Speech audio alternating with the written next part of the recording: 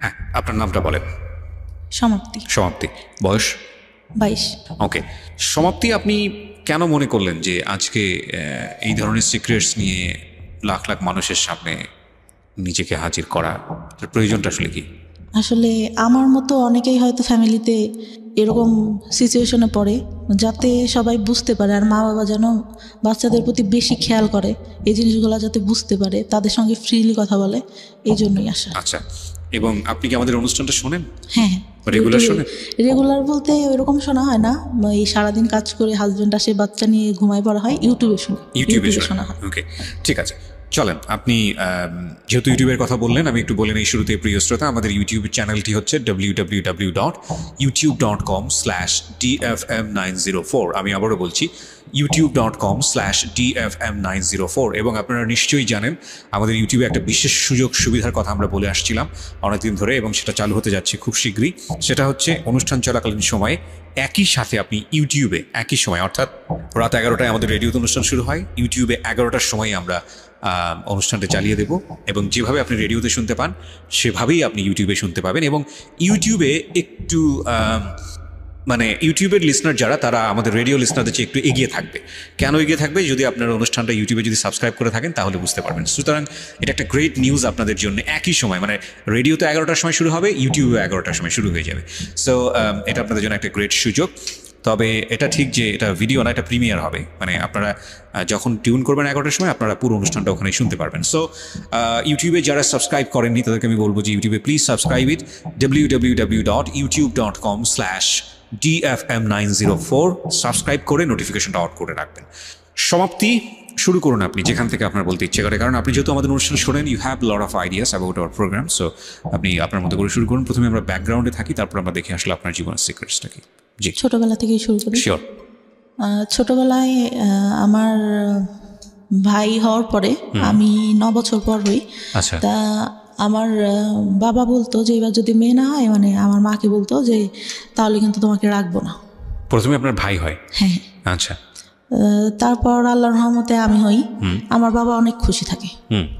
আমাকে ভাইয়া যখন হয়, আমার মায়ের বয়স হয়তো তখন 13 বছর। জি। আমার বাবা লজ্জায় আমার ভাইকে কখনো কোলে টোলে নিত না, তা আমাকে অনেক আদর করতো। আচ্ছা। অনেক আদর করতো। আমি ছোটবেলা থেকেই মানে গ্রামে বড় হই, তা সবাই যেরকম বলে যে সোনার চামচ মুখে দিয়ে জন্ম, ওর হচ্ছে এরকম। মানে আমার দাদার একটু সম্মান, আমার দাদা ছিল হচ্ছে প্রাইমারি স্কুলে চাকরি করতো। আর আমার দাদা মারা যাওয়ার পরে আমার বাবার মানে সব কিছু ঘাড়ে সংসারের কাজ টাজ পড়ে। আর আমার বড় চাচা হচ্ছে পড়ালেখা করতো, ছোট চাচাকেও আমার বাবা পড়ালেখা করায়। আচ্ছা। পড়ালেখা করালে আমার চাচা একটা টাইমে হচ্ছে মানে একটু বড় হই, তখন একটু বুঝতে পারি, হয়তো 4-5 বছর বয়স, তখন থেকে মানে আমাকে কিভাবে যেন মানে ভালো করে মানে ব্যাড টাচ যেটাকে বলে ওরকম করতো। আমি বুঝতাম না, তখন তো বুঝি না আসলে এগুলা কি, ওটা বোঝার বয়সও না আমার। মানে আপন চাচা? হ্যাঁ, আপন চাচা, ছোট চাচা। ওকে। আমি তখন অতটা বুঝি না। আমার ঘুম আসানোর সময় বা দেখা গেছে পড়তে বসানোর সময় করতো, আমি বুঝতাম না যে আসলে এগুলা কি, কেন করতেছে। ওকে। তা আমার বাবা একটা পর্যায়ে বুঝতে পারে, তার অ্যাপেন্ডিসাইডের অপারেশন করে, তার সামনেই হয় মানে ঠোঁটে কিস করা যেটাকে বলে, ওটা করে। আমি ভাবি ছোট তো তখন, এটা তো বুঝি না কি। এখন বুঝি যে ওটা কেন করলো আর আমার বাবা কেন তখন কিছু বললো না, এটা মনে হতো। তাই একটা পর্যায়ে যখন এরকম মানে গায়ে হাত টাত দিত, তখন আমার বাবা একটা পর্যায়ে আমার কাছে জিজ্ঞাসা করে। আমার চাচাকে কিন্তু কোনো কিছু জিজ্ঞাসা করে না, আমাকে জিজ্ঞাসা করে। জিজ্ঞাসা করলে আমার চাচা আবার ভয় দেখায় যে তুমি যদি বলো তোমাকে ধরে মারবে। বলো মানে কি? মানে আপনার চাচা কি শিওর হয়ে গেছিল যে বিষয়টা আপনি জানেন বা বিষয়টা আপনি বোঝেন? যখন একটু বোঝা শিখলাম, হয়তো 7-8 বছর। আপনি কি কোনো কিছু জিজ্ঞেস করতেন না বিষয়টা নিয়ে, যে তুমি আমার সঙ্গে এরকম আচরণ কেন করছো? বা ভয় পাইতাম অনেক। চাচাকে ভয় পেতেন? হ্যাঁ, অনেক ভয় পেতাম। কেন ভয় পেতেন? মানে উনি আমাকে ধরতে আসতেছে, মানে ওই জিনিসটা ফিল হইতো যে কখন যেন হাত দিবে, কখন যেন কি করবে। মানে উনি আসলে পরে আমি ঘর থেকে একটা বেরোনোর অজুহাত খুঁজতাম। তো আপনি তখন 4-5 বছরের বয়স। 4-5 বছরের বাচ্চারা তো অনেক বেশি স্পন্টেনিয়াস হয়, মার সাথে ফ্রি হয় বা ভাইয়ের সাথে। আপনার ভাই তো বড়ই ছিল, পড়ালেখা করতো ওরকম করে, মানে অতটা ফ্রি ছিলাম না। তো বাবা বিষয়টা জানার পরে আপনাকে প্রশ্ন করে? হ্যাঁ, তখন হয়তো 7-8 বছর বয়স হবে। তখন 3-4 পড়ি হয়তো। আচ্ছা, তা আমি মানে বলি যে না, তা বলে আমি তো দেখছি। আমি বললাম, আমি তখন কথা বলি না কোনো। তাহলে আমি কি তোর চাচার কাছে জিজ্ঞাসা করবো? আমি বলি যে সেটা তুমি জানো। তা সে জিজ্ঞাসা করে কিনা জানি না, আমার চাচা জিজ্ঞাসা করে তুমি কি তোমার আব্বুরে কিছু বলছো? আমি তখন আমার বাবা আবার বলে যে আমি তোরা জিজ্ঞাসা করছি, তুই এটা তোর চাচারে বলবি না। আমি বলি না, বলি নাই কিছু। আর আচ্ছা ঠিক আছে। রাতে ঘুমাই থাকতাম, আমার দাদির সঙ্গে শুইতাম। সে রাতে উঠে এসে আমার গায়ে মানে টাচ করতো। আপনার দাদির সঙ্গে আপনি ঘুমোতেন, চাচা এখানে থাকবে কেন? অন্য রুমে থাকতো, রাতে যখন সবাই ঘুমাই যেত তখন উঠে আসতো। তো ভয়ঙ্কর বিষয়গুলো। এবং আপনি কিছু বলতেন না? কি বলবো, কি মানে তখন তো এটা বুঝি না ভাইয়া, শুধু টাচ করতো। তো বাট আপনার তো ভয় লাগা উচিত। মানে আমি জানি না, প্রশ্নগুলো আমার আসছে বলে আমি করছি। আমি অতটুকু বয়সে যতটুকু সূরা পড়তাম, যতটুকু যার কাছ থেকে শুনছি যে এই দোয়া পড়লে রাতে কোনো খারাপ কিছু হবে না বা কোনো কিছু কেউ করতে পারবে না, আমি ওইটা পড়ে ঘুমাতাম যে হয়তো আজকে কিছু হবে না, কিন্তু সেই জিনিসটাই হতো। ওকে, আপনি বলেন। হ্যাঁ, আমার অনেক কথাই বলার আছে। আমি বহুবার বলেছি এবং আমি আবারও বলছি যে রেডিও ইন্ডাস্ট্রিতে আমি যেসব বিষয়গুলো নিয়ে কাজ করেছি লাস্ট 7 ইয়ার্স 10 ইয়ার্সে, তার মধ্যে এই যে চাইল্ড সেক্সুয়াল অ্যাবিউজ, এই অ্যাবিউজের উপরে যে যারা এরকম ঘটনার মুখোমুখি হয়েছেন তাদেরকে ফ্রন্টলাইনে নিয়ে এসে তাদেরকে স্পিক আউট করা, বলানো তাদের মুখ দিয়ে, এই সাহসটা আমি দুর্দান্তভাবে দেখিয়েছি। সেটার জন্য আমাকে নিয়ে অনেকে সমালোচনাও করেন, অনেক বাজে বাজে কথাও বলেন, অনলাইনে বলেছেনও। সেগুলো দিকে আমি কান তুলিনি এই কারণে অনেকে মনে করেন যে এই ধরনের কথা রেডিওতে আসা উচিত না। অনেকে মনে করে যে এটা এক ধরনের বেহায়াপনা। অনেকে মনে করে ঘরের কথা ঘরেতেই রেখে দেওয়া উচিত। আমি মনে করি এটা একটা ঘায়ের মতো, পচা ঘা, নোংরা একটা ঘা। এই ঘাটাকে যত বেশি ঢেকে রাখা হবে, এই ঘাটা তত বেশি ছড়াবে এবং এটা একসময় ক্যান্সার হয়ে যাবে। আমাদের এখন বলার যুগ। কোনো অন্যায় হলে আমরা স্পিক আউট করি এবং আমরা মনে করি এই স্পিক আউটটা একটা সময় অন্যায়টাকে ইরেজ করে দেবে। হ্যাঁ, অবশ্যই চাইল্ড সেক্সুয়াল অ্যাবিউজ এটা সারা দুনিয়াতেই, শুধু বাংলাদেশে না, সারা দুনিয়াতেই ভয়াবহ রকমের একটা প্রবলেম। আপনি কল্পনাও করতে পারবেন না একটা শিশু কার দ্বারা শারীরিকভাবে নির্যাতনের শিকার হতে পারে। সেটা ব্লাড কানেক্টেড থেকে শুরু করে ব্লাড কানেকশনের বাইরে বিভিন্নভাবে এগুলোকে বিভিন্নভাবে আমাদের সামনে এখন নিয়ে আসা হচ্ছে মানুষকে সচেতন করার জন্য। আমি বেস্ট বাংলাদেশের এখন পর্যন্ত যতগুলো এনজিও বা বিজ্ঞাপনী সংস্থা যাই বলেন এখন যারা কাজ করেছে, তার মধ্যে একটা লাইন আমার কাছে মনে হয়েছে, আমি অনেকবার বলেছি রেডিওতে, এখনও বলছি, যে বেস্ট মনে হয়েছে এটাকে স্টপ করার জন্য। সেটা হচ্ছে শিশুকে তার শরীরের সীমানা বোঝান। শিশুকে মানুষ আদর করবে, এটাই স্বাভাবিক, কিন্তু কোনটা গুড টাচ, কোনটা ব্যাড টাচ, এবং ব্যাড টাচ হলে সেটা নিয়ে স্পিক আউট করা, ব্যাড টাচ হলে প্যারেন্টসদের কাছে গিয়ে বলা, ব্যাড টাচ হলে এমন কাউকে গিয়ে সেটা বলা যিনি অ্যাকশনে যেতে পারেন, এবং যদি সেটা না হয় তাহলে সে কোথায় যেতে পারে, এই বিষয়গুলো নিয়ে কথা বলা। এটি স্কুলে বলা প্রয়োজন, এবং নট অনলি দিস, স্কুলে শুধুমাত্র না, ফ্যামিলিতে বলা প্রয়োজন। এবং বলার জায়গা থেকে আপনি কিছু করতে চাচ্ছেন, শিওর, এবং বলার জায়গাটা থেকে আমার মনে হয় তারা একটা নির্ভরতার জায়গা ক্রিয়েট করার প্রয়োজন। সো এটা নিয়ে আমি বহুবার রেডিওতে বলেছি এবং আজকের এই স্টোরিটা হয়তো সেদিকেই যাচ্ছে। আমরা একটু ওয়েট করি, সামনের দিকে একটু আগাই, কারণ আমি জানি যে আজকের এই সমাপ্তির গল্পের মধ্য দিয়ে বাংলাদেশের অনেক মেয়ে নিজেদের শৈশব খুঁজে পাবে। আমি ডেফিনেটলি শিওর, কারণ এগুলোর উপর যারা কাজ করেন তাদের যেই পার্সেন্টেজ, মানে তারা যেসব পরিসংখ্যান আমাদের সামনে তুলে ধরে, সেটা কিন্তু রীতিমতো ভয়াবহ। আমরা নারী শিক্ষা নিয়ে কাজ করেছি, আমরা শিশুর পুষ্টি নিয়ে কাজ করেছি সরকারি তরফ থেকে, আমরা যেটা বলছি, এবং এগুলোতে আমাদের যে অর্জন সাউথ এশিয়ার মধ্যে, এটা মাইল ফলক সারা বিশ্বের কাছে, মাইল ফলক লাস্ট 10 ইয়ার্সে। এবং আমাদের এখন কাজ করা উচিত শিশুর পরিপূর্ণ মানসিক বিকাশ নিয়ে, এবং এখানে সরকারের যেরকম পৃষ্ঠপোষকতা প্রয়োজন, একইভাবে বেসরকারি পর্যায়ে যৌথভাবে কাজ করা প্রয়োজন। শিশু নারী হোক কিংবা পুরুষ হোক, মানে আমি যেটা বোঝাচ্ছি ছেলে হোক কিংবা মেয়ে হোক, এই জায়গাটায় আমাদেরকে অবশ্যই এখন এনশিওরিটি দিতে হবে যে তার যেন একটা নিরাপত্তা বলয় থাকে। কারণ এটা যে কত ভয়ানক একটা ব্যাপার একটা শিশুর মানসিক বিকাশের জন্য, এটা যে তাকে কোথায় নিয়ে যেতে পারে আপনি চিন্তাও করতে পারবেন না। অথচ আমরা এই বিষয়গুলো যুগের পর যুগ ধরে আমরা অ্যাভয়েড করেছি, আমরা চুপচাপ থেকেছি। আমরা যখনই স্পিক আউট হয়েছে কেউ, মুখ বন্ধ করে দিয়েছি, এবং সেটা শুধু পরিবারে না, এটা মিডিয়ার ক্ষেত্রে হয়েছে। সো এই বিষয়গুলো নিয়ে আমি অনেক বেশি লাউড ছিলাম এবং সেই জন্য অনেক ধরনের হ্যারাসমেন্টের মধ্যেও যেতে হয়েছে। ফাইন, ইস লেস ওকে, চেঞ্জ আনতে গেলে কিছু না কিছু হ্যারাসমেন্ট শিকার হতেও হয়। ওকে, বলুন তারপর আপনার যেখানে আপনি ছিলেন, যে চাচার বিষয়টা বলছিলেন, তারপর ওরকম হতে থাকে। আমি স্কুলে অনেক পড়ালেখা অনেক ভালো ছিলাম। আচ্ছা অনেক ভালো ছিলাম বলতে 2-3 রুলের মধ্যে সবসময় থাকতো।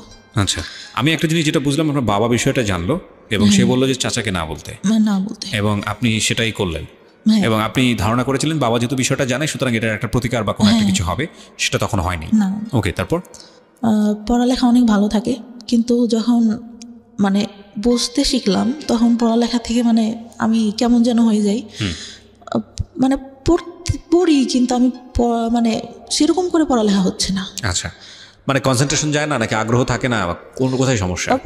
পড়ালেখা করি কিন্তু টেনশন ভেতরে কাজ করে, ভালো লাগে না। সবাই যেরকম অন্য পাশে দেখতেছি, অন্য ছেলে মেয়েরা যেভাবে বড় হচ্ছে, ওদের লাইফে কোনো ঝামেলা নাই, আমার কেন এত সমস্যা, এটা মনে হতো।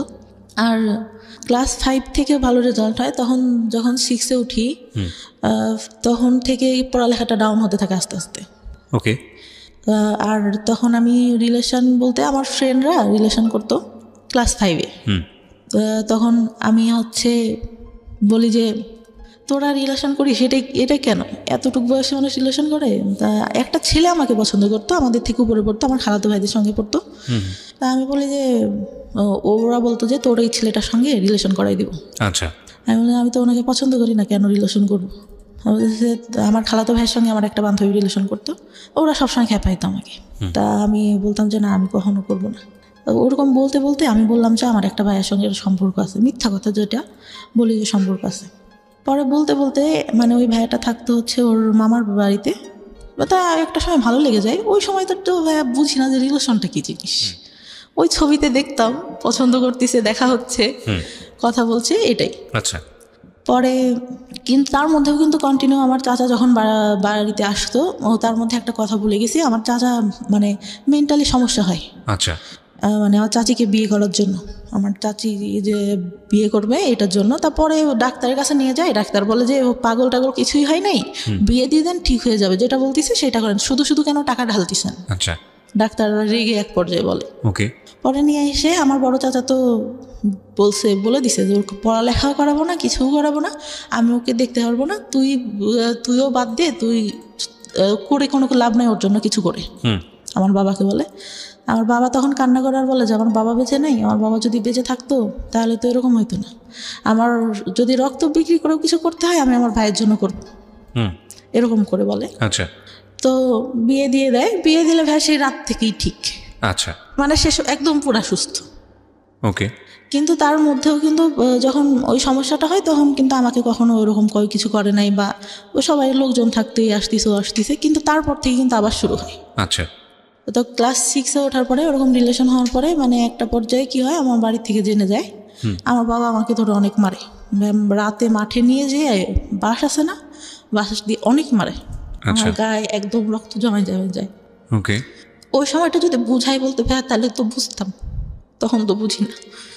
পরে তারপরে 6-এ ভালো একটা রেজাল্ট আসলো, আসার পরে 7 উঠলাম, ওরা পরে মানে অনেক রাগ হইতো আমার, যে কেন এরকম কেন করবে আমার সঙ্গে। ওকে। আর ছোটবেলা থেকে ভাই এমন করে মানুষ করছে আমাকে, আমি কখনো কোনো কিছু না চেয়ে আমার বাবার কাছে পাইনি। আচ্ছা। যখন যেটা চাইছি।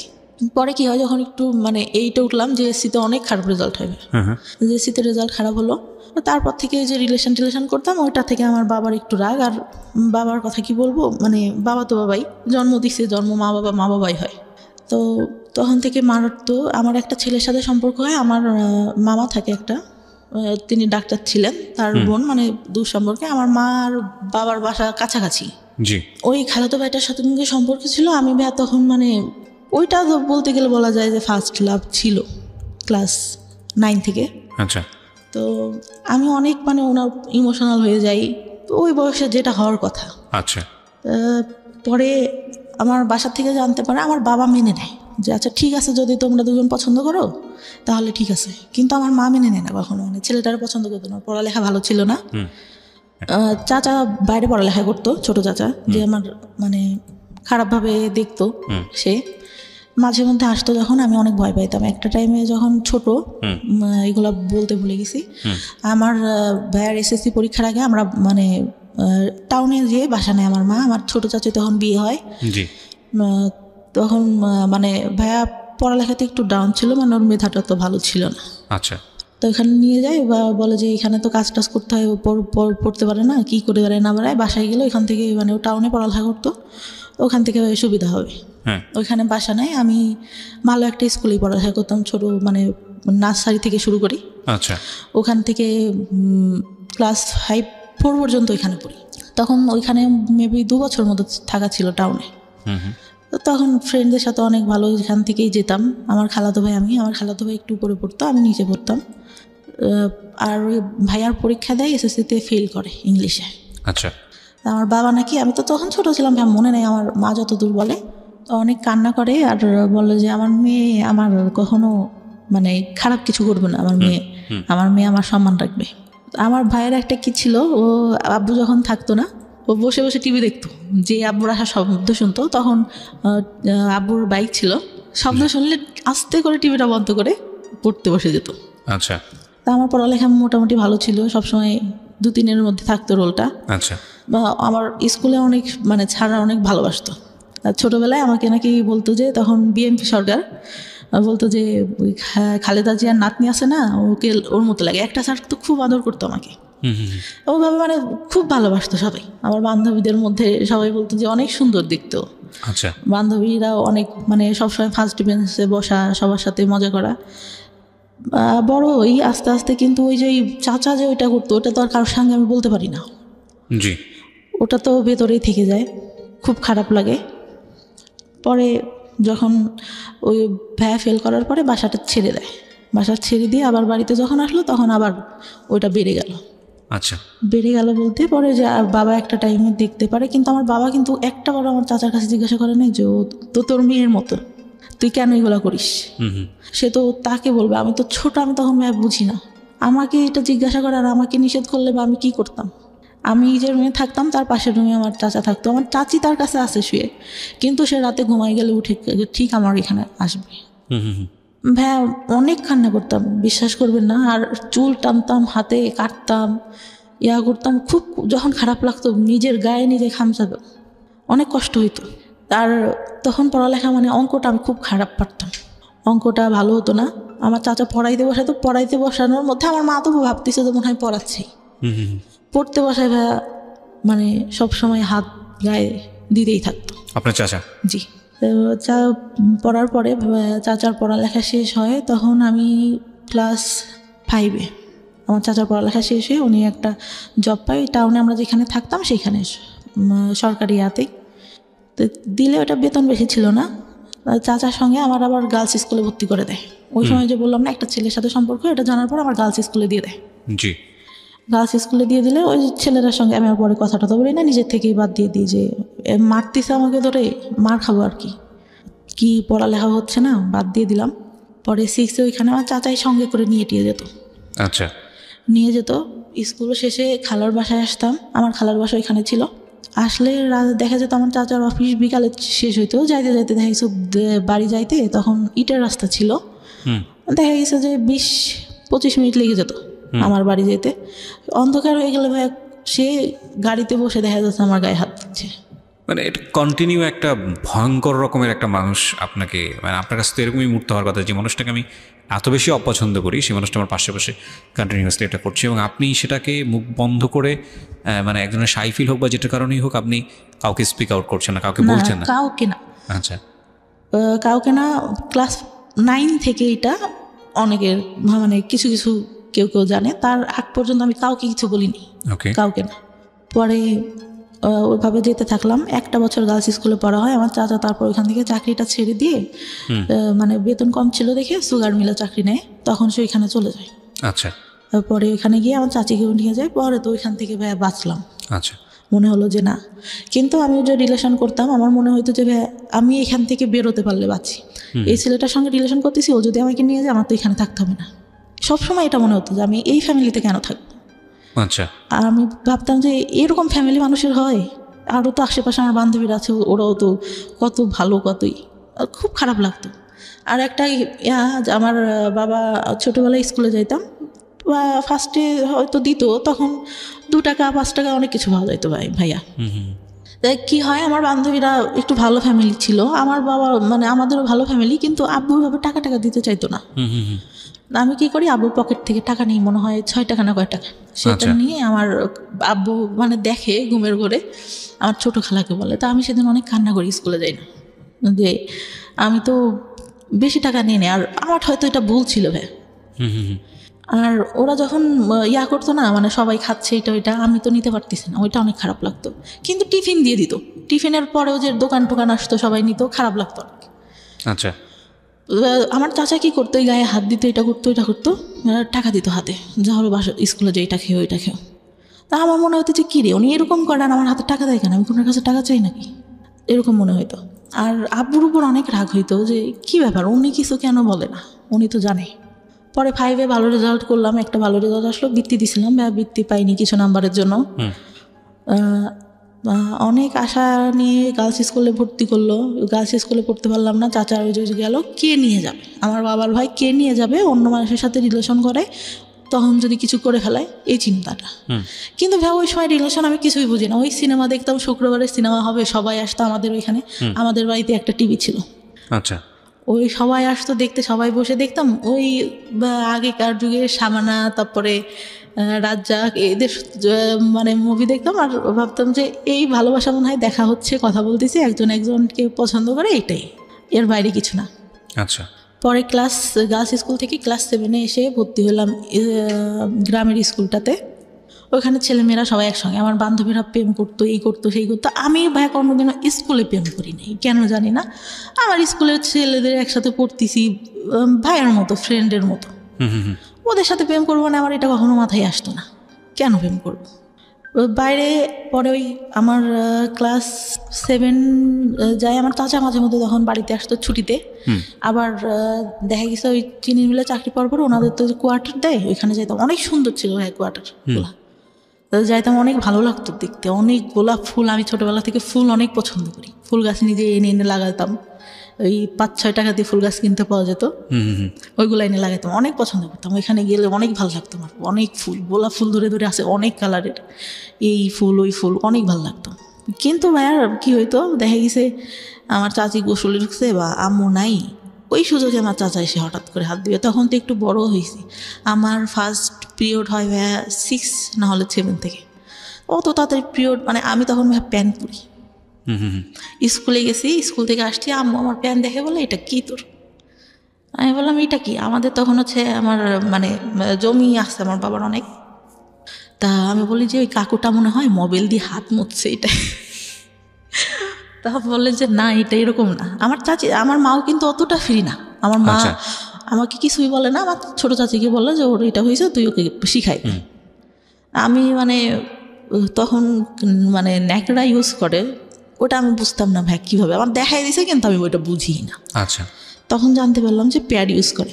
ওটা যদি আম্মুকে বলতাম, আম্মু যদি আব্বুকে বলতো, আব্বু বলতো দুনিয়ার লোক ন্যাকড়া ইউজ করে, তোমার মেয়ের প্যাড লাগে, এটা বাবা বলতো। হ্যাঁ, ভেরি ব্যাড, ওকে, প্রিটি ব্যাড, মানে নাথিং টু সে। ওকে, বলেন তারপরে কি হয়েছে? পরে ভাই আমি মানে কাপড় টাপড় নষ্ট করে ফেলতাম, মানে you don't know how to manage it. না বুঝতে, বিষয়গুলো আসলে খুব সেন্সিটিভ, মানে আমাদের সমাজে এগুলো নিয়ে কথা বলাটাও অন্যায়, কিন্তু এগুলো একটা মানুষের জীবন আচরণের সঙ্গে জড়িত, এবং একটা মানুষকে যদি আমরা সুস্থভাবে বড় করতে চাই, তাহলে তার যে বেসিক নিডগুলো, এই নিডগুলোকে আমাদের সাপোর্ট দেওয়া উচিত। একটা মেয়ে শুধুমাত্রই লেখাপড়া শিখে, নারীর শিক্ষা, নারীর অধিকার, অমুক ঠমুক এগুলো নিয়েই শুধুমাত্র একজন নারী না, নারী জন্মগতভাবে একজন পুরুষের চেয়ে আলাদা, সুতরাং তার আলাদা কিছু সাপোর্ট দরকার হয়, এবং সেটা ফ্যামিলি থেকেই শুরু হওয়াটা জরুরি। দেখুন, উনি যে বিষয়গুলো নিয়ে কথা বলছেন, এগুলো নিয়ে আমাদের সমাজে খুব একটা কথাবার্তা হয় না, এগুলোকে আমরা ট্যাবু মনে করি, এগুলো নিয়ে আমরা কথাবার্তা বলি, অথচ আমাদের ধর্মে এত সুন্দরভাবে বিষয়গুলো ব্যাখ্যা করা আছে, এত ইন ডিটেলি ব্যাখ্যা করা আছে, অথচ এগুলো নিয়ে আমরা কথা বলার প্রয়োজন মনে করি না। এবং এগুলো নিয়ে কথা বলা উচিত এই কারণে যে এগুলো একটা মানুষের বেসিক নিড, স্বাস্থ্যের সঙ্গে জড়িত, একটা মানুষের প্রপারলি বড় হওয়ার সঙ্গে জড়িত, এবং এগুলো নিয়ে খুব সুন্দরভাবে বোঝানো উচিত। হ্যাঁ, উনি যখন বলছেন তখন উনি চোখ মুছছেন, কারণ আমি জানি যে এটার মধ্যে আসলে অনেক বড় একটা কষ্ট জড়িয়ে আছে, এগুলো প্রয়োজনীয় জিনিস। হ্যাঁ, ওকে, একটু আমরা সামনের দিকে আগাই। আপনি যখন এই বিষয়গুলো ফ্যামিলিতে বলতেন, বিষয়গুলো সামহাও হাইড করা হতো, বা আপনার যে পরিমাণ এক্সপেক্ট করতেন, মানে আম্মু বলে দিছে। আপনার কি কখনো অপরাধী মনে হতো যে এই জিনিসটা যে হলো, আরে না জানি কত বড় অপরাধ করে আমার কাছে মনে হতো, কারণ আমার মা বলে দিছে কাউকে বলা যাবে না এগুলা। এগুলা কাউকে বলা যাবে না। হয়েছে এতটুকু বয়স, এটা হয় নাকি? আমি কি করবো? এটাকে আমি ইচ্ছা করে হয়েছি। দেখেন কত ইম্পর্টেন্ট একটা বিষয়। উনি এখানেই কিন্তু একটা ভয়ঙ্কর রকমের একটা মানসিক বাধাগ্রস্ত হলো। ও নিজেকে অপরাধী ভাবা শুরু করেছে, এবং এটা তো সম্পূর্ণই ন্যাচারাল একটা বিষয়। এবং সেখানে মা যদি ধরনের কথা বলেন, মাও হয়তো বুঝে বলেননি, কারণ মাও হয়তো তার মার কাছ থেকে এটা শুনেছেন। বংশ পরম্পরায় এই ধরনের ভুল শিক্ষা আমরা ক্যারি করে বেড়াচ্ছি, এবং এই সময়টাতে এই যে কথাটা, এটা হয়তো উনি কোনো কিছু মনে করেই বলেননি, কিন্তু এটা যে শিশুর মানসিক বিকাশের ক্ষেত্রে অনেক বড় একটা বাধা হতে পারে, এটা কিন্তু আমাদের মাথায় রাখতে হবে। এবং এই ব্যবহারগুলো করা যাবে না শিশুর সঙ্গে। হ্যাঁ, বলুন। তারপর আমার চাচিকে বলে, আমার চাচি কি করে, সারা এলাকা ধরে এর কাছে যে গল্প করে, ওর কাছে যে গল্প করে, সবার কাছে ছাড়া এই বিষয়গুলো নিয়ে। আচ্ছা, পরে কি হয়, মানে কেউ দেখলে আমার দেখলে হাসে, তা আমার তো ওইটা অনেক খারাপ লাগে যে কেন হাসতেছে বা এটা কেন। পরে আমরা 3টা বান্ধবী ছিলাম। বান্ধবী বলতে একটা ছিল আমার থেকে বয়সে 2 বছরের বড় হবে, কিন্তু একসঙ্গে পড়তো, পড়ালেখাটা অত ভালো ছিল না। 3জনে একসাথে বেড়াতাম। আমার পাশে আর একটা চাচা ছিল, সে আবার কি করতো, আমাদের 3জনকে দেখি ওরকম 3জনের সঙ্গে। আমার খারাপ লাগতো, কি ব্যাপার, আমার সঙ্গেই কেন এরকম হচ্ছে, আমি কেন? আর আমি ছোটবেলা থেকে যেরকম দেখতেছেন অতটাই ছিলাম না, কিন্তু লম্বা হাইটে যারা 2-3 বছরের বড় তাদের থেকে লম্বা ছিলাম, ছিলাম। তো ওরা মানে আমার দিকে সবার নজর, কেন জানি না। আর মানে সবাই বলে যে বড় হওয়ার পরে যতটুকু জানছি, আমার যে বললাম শেষে লাস্ট যে বয়ফ্রেন্ডের সাথে সম্পর্ক ছিল, আমাদের গোষ্ঠী আর ওদের গোষ্ঠী আলাদা, একই এলাকাতে। ও বলা বলি করতো যে তোমাদের গোষ্ঠীর মানে লোকদের ইয়াটাই খারাপ, সবাই একই রকম। মানে এটা সত্যি কথা ভাই, প্রত্যেকটা লোক, মানে যতদূর জানি, এখন যতদূর জানছি, পাশের একটা চাচা, আমার দাদারা ছিল 3 ভাই, তার ছেলে, বড় দাদার যে ছেলেগুলা, ঠিক আছে, এগুলো বলা বলি করতে হবে, আপনি এত ইনডিটেইলি জানেন না, হয়তো বিষয়গুলো নিয়ে আমরা খুবই আসলে বলতে পারবো না। হ্যাঁ, খারাপ ছিল, যাই হোক এই সম্পর্কে লোকজন আজে বাজে কথা বলতো, এটুকুই এনাফ। ওকে, তারপর মানে বলতো গোষ্ঠীটাই ভালো না, গোষ্ঠীর লোকজনই ভালো না, এরকম বলতো। তারপর ওরকম হওয়ার পরে আমার যখন ওইরকম হলো, পরে আমি তো খেললে ওই যদি চাচাকে দেখতাম, ভয় দিতে ওইখান থেকে সরে যেতাম। আচ্ছা, যে কি করবে, আবার ডাকবে কিনা। আচ্ছা, সবাই গাছ উঠতে পারতো, আমি গাছ উঠতে পারতাম না, আমার খুব আফসোস লাগতো। ছোট একটা গাছ ছিল, ওইটা উঠতে পারতাম, তাছাড়া উঠতে পারতাম না। আর সবাই মানে আমাদের ফ্যামিলিটা যেহেতু সব ইয়ার থেকে একটু ভালো ছিল, সবাই আমাদের ওইখানে আসতো, আর আমার বাবা এইটা ওইটা কিনে দিত, খাইতাম। তা সবাই ওইটার জন্য আসতো মানে আমাকে সবাই খেলবে। আর এত বোকা ছিলাম ভাই, বিশ্বাস করবেন না, ভালোটা সবাইকে দিয়ে দিতাম, নিজে না খেয়ে। এখন পর্যন্ত এই অভ্যাসটা আছে। তা যখন 6 থেকে গার্লস স্কুল থেকে 7 আবার এখানে এসে ভর্তি হলাম, বান্ধবীরা প্রেম করে, এই করে সেই করে, আমার খুব খারাপ লাগে, স্কুলে কেন এটা করবো, আবার স্যাররা দেখা যাচ্ছে ওইটা নিয়ে খারাপ কথা বলতেছে, তো খারাপ লাগে। তারপরে আমি স্কুলে যাই, যখন পিরিয়ড হতো তখন স্কুলে যাইতাম না ভাইয়া, কারণ আমি ক্যারি করতে পারি না, ওটা আমি কাপড় নোংরা করে ফেলতেছি। আচ্ছা, এই সময় আপনার মা আপনাকে কোনো সাপোর্ট দিত না? না, মা টাকা পাবে কোত্থেকে? মা ওই যে হাঁস মুরগি একটু পালতো, ওইটা দিয়ে দেখা গেছে এইটা ওইটা করতেছে সংসারে। আমার বাবা কেমন ছিল, এই বাজার করতেছে, এই করতেছে, লোকজন আসতেছে, আহামরি কেনা কিনতেছে, কিন্তু সংসারে কি দরকার হইলো, ওটা নিয়ে তোর কোনো মাথা ব্যথা নেই। তখন স্কুলে যাইতাম না, তখন আমার মায়ের উপর আমার বাবা অনেক গালাগালি করতো যে কি পড়ালেখা করে না, স্কুলে যায় না, এই বছরে কয়দিন স্কুলে যায়, কয়দিন যায় না।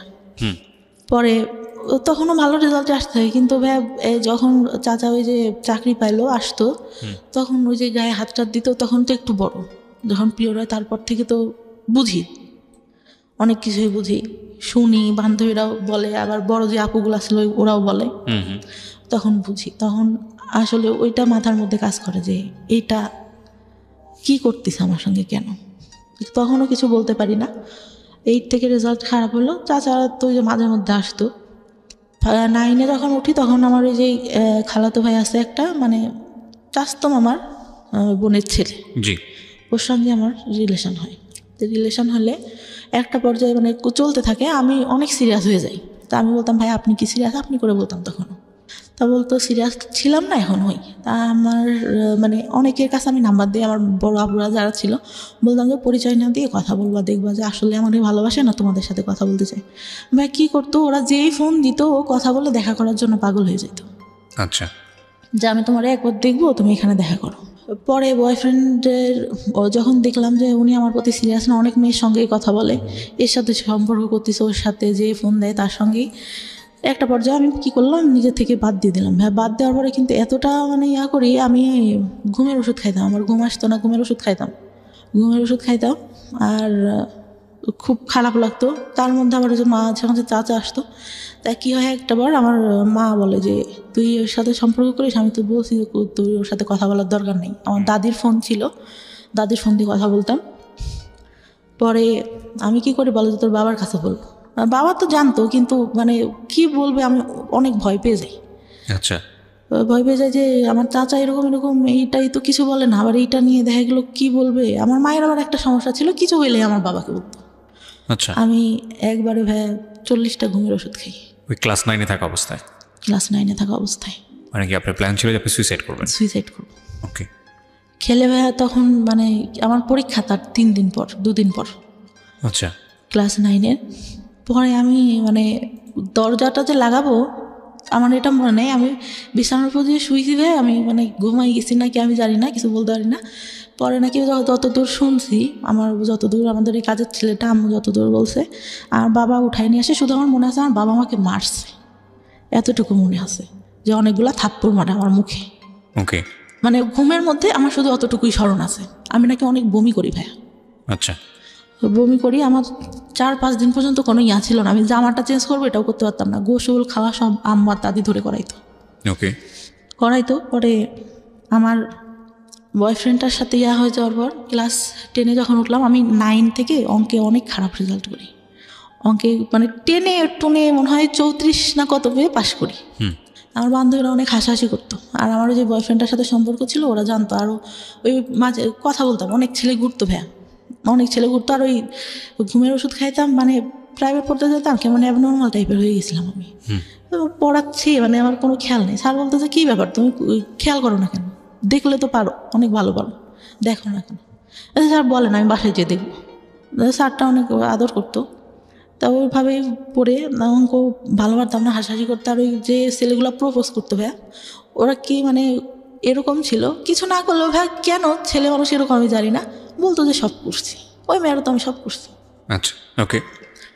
একটা ফুফাতো ভাই এরকম বলে, ওইটা আমি পরে আসি। তা ওইখান থেকেই ক্লাস 9-এ ওরা হাসাহাসি করতো। তা আমার এত খারাপ লাগে যে কি আমি অঙ্ক ভালো পারি না। আমি স্যার, আমি হিন্দু ছিল স্যারটা, আমি আমার জীবনে আমি এত ভালো মানুষ দেখিনি। আমার ধর্মের না, যেহেতু আমি ইসলাম ধর্মের, আমার স্যার ছিল হিন্দু ধর্মের। একটু উনি প্রাইমারি স্কুলে চাকরি করতো। স্যারের কাছে বললাম, স্যার আমি তো অঙ্ক ভালো পারি না, আমাকে একটু যদি ভালো করে পড়াইতেন। তা বলে যে আচ্ছা ঠিক আছে, তুমি পাশে এসে বসবা, পার্টিতে বসাইতো, যে পাশে এসে বসবা, আমি তোমাকে, ওরা যা করে তার থেকে আমি উৎপাদক ভালো পারতাম না। আমি বললাম, স্যার উৎপাদকটা আমার একদম বাদ দিয়ে দেন, আমি এটা বুঝি না, একটা করলে আর একটা করতে হবে। এই দেখা গেছে আমার একটা কমন পড়ছে আর একটা কমন পড়তেছে না, তখন কি করবো? পরে স্যার এরকম করে আমাকে অঙ্ক করায়, আমি এসএসসিতে অঙ্কে আমার প্লাস আসে, আর কোনো কিছুতেই প্লাস আসে না। আচ্ছা। তার মধ্যে যে চাচা এসে অঙ্ক করতে দিত, অঙ্ক ভালো পারতাম না, পড়তে বসাইছে, যে কয়দিন আসতো উনি আমাকে পড়তে বসাবেই, আর ওই যে ইন্টেনশনালি গায়ে হাত দিয়ে যাচ্ছি। এই অঙ্কের টিচার? না না, আমার চাচা। ওকে। ওই যে আসতো মাঝে মধ্যে বাড়িতে, জি। অঙ্ক না পারলেই দেখা গেছে রাগারাগি করতেছে, আমি অনেক কাঁদতাম, আমি কিছু বলতাম না, অনেক কাঁদতাম। না, আমি বলতো তুই পড়িস না কেন, এই জন্য তো তোকে রাগ করে। আম্মু তো তখন কিছু জানে না। আমার তার মধ্যে আমার ছোটো চাচার একটা বাচ্চা হয়, আমার ভাইটাকে আমি অনেক আদর করতাম, অনেক ভালো লাগতো। ভাই কী হয়তো, আমার ভাইটাকে করলে দিতে যেয়ে উনি আমার গায়ে হাত দিত। Very bad. আমার মনে হতো আমি মারা যাবো, আমি এই সংসারে কেন, এর থেকে যদি একটা গরিব ঘরেও জন্ম হইতো তাহলে মনে হয় এর থেকে মানুষ ভালো থাকে। কোন ক্লাসের ঘটনা এটা? আপনি যে ক্লাসের কথা বলছেন, যে ক্লাসে আপনার অঙ্ক করাচ্ছে?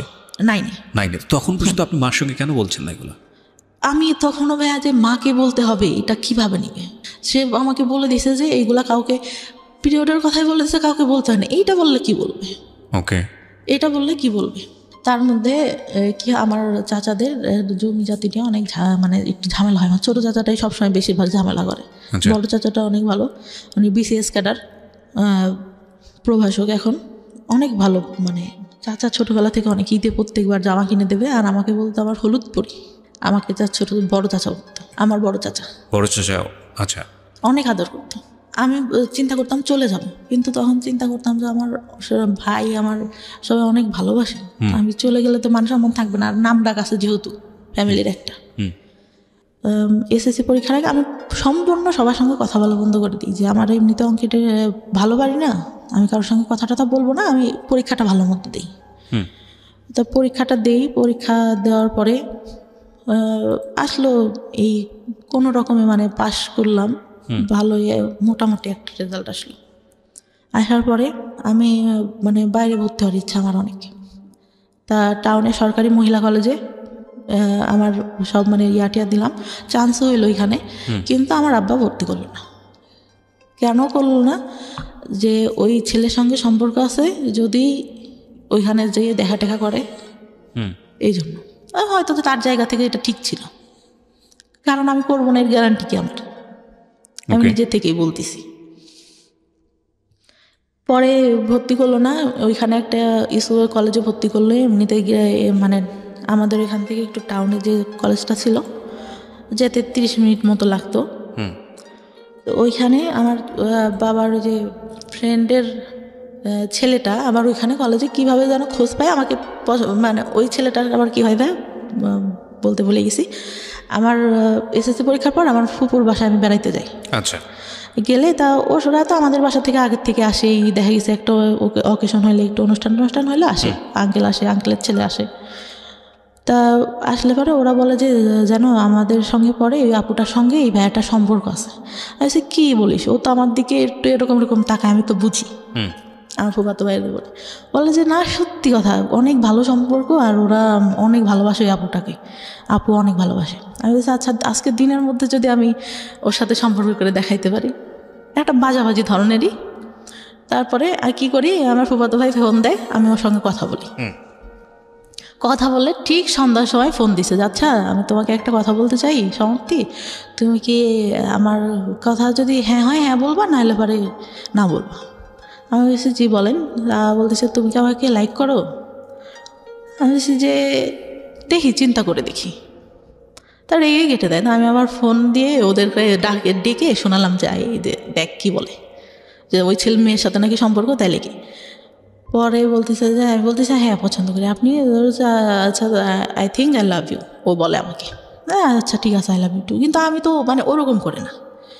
তো ওরা যে আবার কি করে, ওই মেয়েটাকে ভেবে বলে দেয় যে আপনি যার সাথে সম্পর্ক করেন ওই ছেলেটা তো এই হয়েছে। আমি কিন্তু ওকে আমি বলছি তুই কিন্তু বলবি না, একটা মেয়ে কষ্ট পাবে। আমার যতটুকু মানে মাথার মধ্যে আছে, ও কষ্ট পাবে শুনলে। যাই হোক, ছেলেটা ভালো না, আমি যতটুকু জানতাম।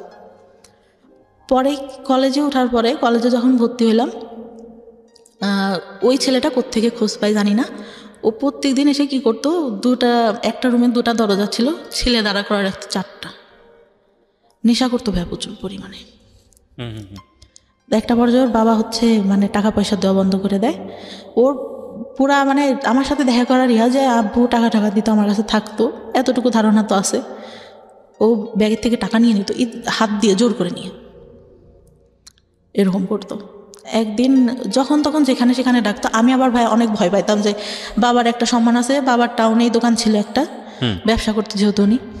তা একদিন ডাকে একটা মার্কেটের উপরে, ওখানে একটা ব্যাংক থাকে, এই পাশে আমরা কথা বলতেছি, চেনা জানা একটা লোকই দোকানে, ওই দোকান থেকেই সব কিছু নিতাম। আর আমার এমন ছিল, টাউনের সব দোকানে বলা ছিল যে আমার মেয়ে যদি কিছু এসে নিতে চায় আপনারা দিয়ে দেবেন, টাকা চাবেন না কখনো, যা লাগে আমি দিয়ে দেবো।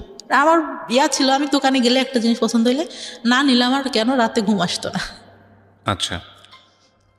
তা ওই আঙ্কেলটা আবার আমার খালুর দোকান ছিল ওখানে একটা, আমার খালুকে বলে যে এরকম দেখা করছে। ভাই এত বাজে করে উপস্থাপন করে, দেখা করাটা আমার বাবা নিতে পারে না। এত বড় একটা লাঠি নিয়ে আমার মারার জন্য বসে আছে। রাতে ডাকছে, আমার মা সহ গেছে, আমার মা পাশে বসা। আমি বলতে যা সত্যি তাই বলবে। আমি আমার কাছে যেগুলো জিজ্ঞাসা করে আমি বলি যে না এরকম তো কিছুই হয়নি। পরে আব্বু বুঝতে পারে যে মিথ্যা সত্য কথা, মানুষের কথা শুনলে বুঝতে পারে, তো কিছু বলে না, বলে আচ্ছা ঠিক আছে।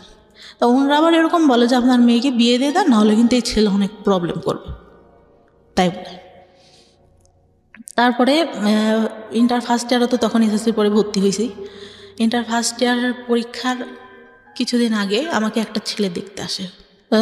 ছোটোবেলা থেকেই চিনি, কিন্তু এভাবেও জানি না যে আমাদের এলাকায় বাসা, এটা জানি কার ভাই কার ছেলে এটাও জানি না। আমার আবার কেমন ছিল যে আমি কোথাও যেতে গেলে আব্বুর কাছে শুনতে হবে, আর বাইরে অত বেরোনোর কোনো ইয়া ছিল না আমাদের। আমি এলাকার মধ্যে আমাদের গোষ্ঠীতেও অনেকের নাম জানি, চিনি, একজনের মুখে চিনি, একজনের নাম জানি, এরকম অনেকে চিনিও না। তো কারণ গোষ্ঠীটা তো অনেক ছাড়ানো চিটানো, এক জায়গায় তো সীমাবদ্ধ না। তা ওই মানে শাড়ি পরিয়ে ওইটা দেখে নাকি ওর অনেক ভালো লাগে। পরে আমাকে আমার ভাইয়ের বিয়েতে তো যে মানে আমাদের বিয়ের পরে আবার দেখা যায় যে যেতে হয় বউয়ের বাড়িতে, মানে আমার ভাবির বাড়িতে যেতে হবে। তো আমার ভাই বলে যে তুই চল, আর আমার মামা তোমার কথা বলে যে ও চল। আমি বলি না যাবো না, আমার যেতে ইচ্ছা করে না। কারণ আমি তখন যে টেনশানে, আমার বয়ফ্রেন্ডের সাথে আমার ব্রেকআপ হয়ে গেছে, মন মানসিকতা ভালো থাকে না। আর ভাবিদের বাড়িটাও এরকম ছিল যে আমার পছন্দ না, মানে মাটির রাস্তা দিয়ে যেতে হতো, আমার ভালো লাগতো না। ওকে, তা বলছে যে আচ্ছা চল আজকে যাই, কালকে চলে আসবো। তা আমি আবার তখন একটা গোপনে ফোন ব্যবহার করতাম, ওটা বাসায় রেখে যাই। আসার পরে 16 তারিখে যাই মার্চের, 18 তারিখে ব্যাক করি। ওকে, ফোনটা খোলার পরে আমি দেখতেছি আমার ফোনে একটা মেসেজ, আমাকে তুমি খুঁজলে কেন? আমি তোমাকে খুঁজলাম মানে কে এটা, আমি কাকে খুঁজলাম? ওকে। তারপরে আমি মানে আমার ফোনে ব্যালেন্স থাকে না, আমি ফোন দিই। তা বললাম যে ভাই কে? বললো, ওর নাম ধরে বললো যে আমি অবাক। আমি বললাম যে আপনাকে আমি খুঁজলাম কে, মানে কি আমি আপনাকে কেন খুঁজবো? বলতেছে না, আমাকে একজন বললো তুমি আমাকে খুঁজছো। আমি আপনাকে খুঁজবো মানে আমি আপনাকে খোঁজার কোনো প্রশ্নই আসে না। তারপরে আবার ফোন দেয় যে আসলে তুমি আমাকে খুঁজো নাই, তুমি আমাকে দেখো নাই। ওর মধ্যে মানে কি হয়, আমার খালাতো ভাই একটা বিয়ে করে, সম্পর্ক করে, ওই মেয়ে দেখতাম ওর দিকে তাকায় থাকে। তা আমার খালাতো বোনের ওয়াইফের আবার সম্পর্কটা ভালো ছিল, মানে ইয়াটা ভালো ছিল না, চরিত্রটা ভালো ছিল না। অনেকের সঙ্গে, ভাইয়ের সঙ্গে ইয়া হওয়ার পরে হুট করে বিয়ে করে, প্রেম করে, অনেকের সাথে আবার কথা বলতো। এই বাসে যেতে গেছে, মানে ঢাকায় থাকতো ওরা, ঢাকা থেকে বাড়িতে যেতে গেছে, কারণ নাম্বার পাইছে, পাশে বসছে, তার সঙ্গে কথা বলা শুরু করে দিছে এরকম। আমি ভাবতাম যে আচ্ছা যে ছেলেটার সাথে কথা বলে এ কি সে নাকি, অবাকের কথা ভাবতাম। তো এইভাবে তাকায় আসতে কেন? আমি আবার পিছন থেকে বসে আমি আবার ওর দিকে তাকায় আসি। তো ও ভাবছে যে আমি ওকে দেখি, কিন্তু আমি তো ওকে দেখি না, আমি দেখি যে ভাবি কেন ওর দিকে তাকায়, আমি তো এটা দেখি। মানে ও অনেক সুন্দর ছিল দেখতে, অনেক সুন্দর। ও 6 ফিট হাইটে, লম্বা, সেরকম দেখতেও সুন্দর। তা তখন বলে যে আমাকে বললো তুমি আমার দিকে তাকাইছিল না। আমি তো তাকাইছিলাম না। তখন আমি এটা খুলেই বলি যে এরকম আমি ভাবছি যে ভাবি আপনাকে দেখে কেন তাকায়, আপনার সঙ্গে কি কথা বলে কিনা। তা বলে না, আমার সঙ্গে কথা বলে না, আমি জাস্ট তোমাকে অনেক ভালো লাগে এই জন্য। আমি পরে বলি যে ভাইয়া আপনি আমার সাথে কথা বলবেন, ঠিক আছে, আমি সব কিছু বলি যে আমার কিন্তু আগে অনেকগুলো রিলেশন ছিল, অনেকের সঙ্গে আমি কথা বলতাম, এগুলো কিন্তু আপনি জানেন এলাকায় যেহেতু এইগুলো আসতে পারে, আর আপনি এইগুলো নিয়ে পরে সমস্যা করবেন, সম্পর্ক করলেও এটা কিন্তু হবে না।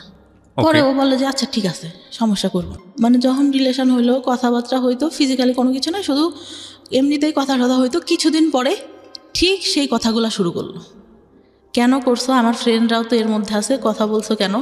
ও বলছে যে তোমার সাথে থাকছে, এই বলছে, এই করছে, ওই করছে, আমার তো এগুলো নিতে কষ্ট হবে। মানে সবাই আপনার নামে বদনাম করতো, বদনাম যেটা, কিন্তু সামনে কখনো কিন্তু কেউ বলেনি, কারণ বাবার একটা ইয়া ছিল, কখনো কেউ বলবে এরকম না। কিন্তু গেলে পারে এই মেয়েটা ভালো না, এই মেয়ের চরিত্র ভালো না, পরে এরকম বলতো। তারপর আমি ওর কাছে বিশ্বাস করবো না, সব ঘটনা বলি, সব আমার ছোটবেলা থেকে কি হয় না হয় আমি সব কিছু বলি। আচ্ছা, ও মানে একটা পর্যায়ে কি হলো ভাই, ওইগুলো নিয়েও কথা বলা শুরু করলো। ওই মানে আপনার সঙ্গে ঝগড়া হতো, এগুলো নিয়ে খোঁটা দিত, মানে ওইগুলা চাচাদের কথা না নিয়েও বাইরে যে ছেলেদের সঙ্গে কথা বলতাম এইগুলা নিয়ে খোঁটা দেওয়া শুরু করলো। আমি তখন অনেক কাঁদতাম যে তোমার তো আমি সব বলছি, দুনিয়ার কেউ কিছু জানুক না জানুক তুমি তো জানো, তাহলে কেন এইগুলা বলো? আর তুমি যদি আমার লাইফে আগে আসতে তাহলে তো আমি এগুলা করতাম না। আমি তো তোমাকে ভালো করে চিনতাম না, স্কুলে গেছি, একটু দেখছি, এই যা তুমি আগে বলতো আমার সাথে রিলেশন করবা, তুমি তো অনেক আলোচনা, কারণ আমি তো ছোট, তুমি তো আমার থেকে বড় হবা। পরে ভাই আমার ফার্স্ট বিয়ের ইয়াটা আসে, হুট করেই আমাকে বিয়ে দিয়ে দেয়। আমার কাছে জিজ্ঞাসাও করে না যে আমি পছন্দ করি কিনা। কিভাবে হয় বিয়েটা? আমাদের এখানে কোন ক্লাসে তখন আপনি? Inter first year. ওকে। আমার তখন ভাই বিয়ের বয়সটাও হয়নি। মানে আমার মাকে এসে একজন বলতো যে মানে সে হচ্ছে মুরগি দিয়ে যেত আমাদের বাসায়। বলে যে আপনার মেয়েটা তো অনেক সুন্দর, ছেলেটা অনেক সুন্দর, বাইং হাউসে চাকরি করে, তা আপনার মেয়েকে বিয়ে দিয়ে দিই। তা আমি বলে যে খোঁজ খবর না নিয়ে আর আমি এগুলো জানি না, ওর বাবা শুনলে রাগ করবে। তা আব্বুকে বলে, আম্মু হয়তো কোনোভাবে কনভিন্স করে বললে আম্মু আমার ভাইয়াকে পাঠায়। ভাইয়ারা ঈদের মধ্যে মানে বিয়ের পরে ঈদ ভাইয়া বাসাতেই থাকে, ভাইয়া চাকরি একটা করতো সেটা ছেড়ে দেয়। পরে ভাইয়া যায়, যে কি করে ওকে বলে যে আশেপাশ থেকে খোঁজ নিতে, ও কী করে ওই বাসায় ঢুকে যায়। পরে ছেলের ছোটো ভাইয়ের কাছ থেকে সব কিছু দেখে, তাদের বাড়ি টাড়ি দেখে অনেক মানে টাইস করা করা ফুল ওয়াল, উপরে টিন শেড, তার মধ্যে টাইস করা টিয়াও অনেক ভালো, ভাইয়া পছন্দ করে। তখন ছেলে আসে দেখতে, তার একদিন না দুদিন পরে। ভাই আমি তো ছেলে মানুষকে তাকায় দেখবো, লজ্জার একটা ব্যাপার। আমাকে শাড়ি টাড়ি পরানো হয়, তা আমি তাকাই না কখনো। উনি আমার কাছে জিজ্ঞাসা করে ঠিকানা এইগুলা নর্মালি যেগুলা জিজ্ঞাসা করে, বা চুল দেখাবে এইসব কিন্তু কিছু বলে না। এমনি নাম টাম জিজ্ঞাসা করলো, করলো। অনেক পছন্দ হয়েছে। পছন্দ হইলে মানে আমার মায়েরও অনেক পছন্দ, বাবারও অনেক পছন্দ ছেলেকে দেখে। কিন্তু ছেলেটা ভাই আমার থেকে মনে হয় 17-18 বছরের বড় হবে। ওকে। 17-18 বছরের বড় হবে। তখন তারা কি করলো যে বিয়ে করবে। তা আব্বু বলে যে আচ্ছা বিয়ে না, আমার একটাই মেয়ে, আমি অনেক বড় করে অনুষ্ঠান করব, আমরা এমনিতে শুধু কাবিন রেজিস্ট্রেশন করে রাখি। রেজিস্ট্রি করা হয়, কবুল টবুল বলা হয় না। ওই ছেলেদের তখন রাতে ওইখান থেকে চলে যায়। আমি অনেক কান্না করি ভাই, আমি তখন বলতে পারি না যে এই ছেলের সাথে আমার সম্পর্ক আছে, আমি একে ছাড়া থাকতে পারবো না। পরে তার মধ্যেও আমার যে চাচা আসে, ছোটো চাচা আসে, ঈদে আসে, এই আসে সেই আসে, কন্টিনিউ এটা চলতে থাকে। আচ্ছা। পরে বিয়ে দেওয়ার পরে হুট করে দিয়ে দিল। আমার সবাইরে ফোন দিয়ে বললো, আমার বড় চাচা বলে যে কী ব্যাপার, তুই বিয়ে দিলি আমাদের কাছে তো জিজ্ঞাসা করবি। পরে যাওয়ার পরে আব্বা একটা ফোন দিল, ওই কন্টিনিউ কথা হইতো ছেলেটার সঙ্গে। কথা বলার আগে অন্যই যখন চলে যায় তার পরের দিন আমার ফুপুরা আসে, সবাই আসে। আমি বললাম যে ভাই ছবিটা দেখি ছেলেটার। আমার যখন দেখাইলো, আমি শুধু ভাইকে বললাম তোরা কি করলি? মানে এটা বিয়ে হওয়ার পরে গিয়ে আপনি ছবি দেখলেন ছেলেটার? আমি তখন তাকাই দেখিনি ভাইয়া, মানে আমি লজ্জাতে কি তাকাই দেখবো। আমাকে জিজ্ঞাসা করছে, আমি মাথা নিচু করে যতটুকু বলার বলছি। ছেলেটা হাইট টাইট লম্বা টম্বা সুন্দর ছিল, কিন্তু অত বয়সের তো একটা ছাপ মুখের উপর পড়ে। তো বিয়ে হয়ে যায় এইভাবে। আমি সেদিন আমার যার সাথে সম্পর্ক ছিল ওকে ফোন দিয়ে আমি অনেক কান্না করি। ঈদের পরে ও বাড়িতেই ছিল, ঢাকায় পড়ালেখা করতো। ও শুধু বলে যে যা হবার হয়ে গেছে, এখন আমি কি করবো। আমি তো মানে আমার ভাইয়ের সাথে ওর আবার অনেক ভালো সম্পর্ক ছিল। আমি তো ভাইয়াকে ফোন দিয়েছিলাম যে ভাই কী করেন। এখন ভাইয়া তো আর আমাদের সম্পর্কের কথা জানে না, হয়তো অনেকের কাছ থেকে শুনতে পারে, তাছাড়া তো আর কাছে জানে না। বললো যে ওকে দেখতে আসছে, হয়তো বিয়ে হয়ে যাবে, আমি বাড়িতে। তা বলতেছে ও নাকি জিজ্ঞাসা করে, আমাকে যত দূরও বলে যে খোঁজ খবর নিছেন কি করে ছেলে, যে হ্যাঁ ভালোই। বলতেছে এরকম হুট করে কি বিয়ে দেওয়া ঠিক? ও নাকি এই কথাটা বলে, আমাকে বলে যত দূর। এখন ও বলছে কি না দেওয়া আমি সঠিক জানি না। অনেক কান্নাকাটি করলে রাতে যে কাবিন রেজিস্ট্রি হওয়ার পরে ওরা তো চলে গেল। পরে আমার সাথে কথা হইতো, কিন্তু আমি নিতে পারতাম না। পরে মানে যখন কথা হইতো, উনি একটা পর্যায়ে বলে যে আচ্ছা আমাদের তো শুধু কাবিন রেজিস্ট্রি হয়েছে, তুমি ফোনে কবুল বলো, আমিও বলি, মানে আমাদের তো তাহলে বিয়ে হয়ে গেল। কে বলছে এটা? মানে আমার যার সঙ্গে কাবিন রেজিস্ট্রি হয়। আচ্ছা আচ্ছা, ওকে। আমি বলতেছি কেন বলবো, যখন কাবিন মানে কবুল বলতে হবে তখন তো বলবই, তখন তো সবাই থাকবে। ফোনে বলে শুধু কি দরকার, কাবিন রেজিস্ট্রি তো হয়েছি। তো বলতেছে বলো, তাহলে তো আমরা স্বামী স্ত্রী হয়ে গেলাম। তো উনি বলে 3 বার বলে, আমি বলি না। মানে আমার মনের মধ্যে যেন কেমন একটা লাগে যে কি ফোনে কেন বলবো। আর যদি বিয়ে না হয়, আমার কেন জানি না মনের মধ্যে বললো যে যদি না হয়। আপনার তো রেজিস্ট্রি হয়ে গেছে। কিন্তু ওই যে ইসলামিক ধর্মে যেভাবে হয় সেটা তো হয়নি। আচ্ছা। আমরা তো ধর্মে বুঝি যে মানে কাবিন রেজিস্ট্রি হলে তো বিয়ে হচ্ছে না, আমাদের কবুল বলতে হবে 3 বার। আমাদের হাদিসে যতটুকু বলা আছে। আচ্ছা। ওটা তো হয়নি। যদি না হয়, মানে আমার ওই চিন্তাটা মাথার মধ্যে। আমি তখন স্টিল আমার বয়ফ্রেন্ডে লাভ করি। পরে আমার বয়ফ্রেন্ডটা মাঝে মধ্যে ঢাকার থেকে আসতো। তারপরে একটা পর্যায়ে মানে এতটাই হয়ে যায়, ফিজিক্যাল রিলেশন হয় আমাদের মধ্যে।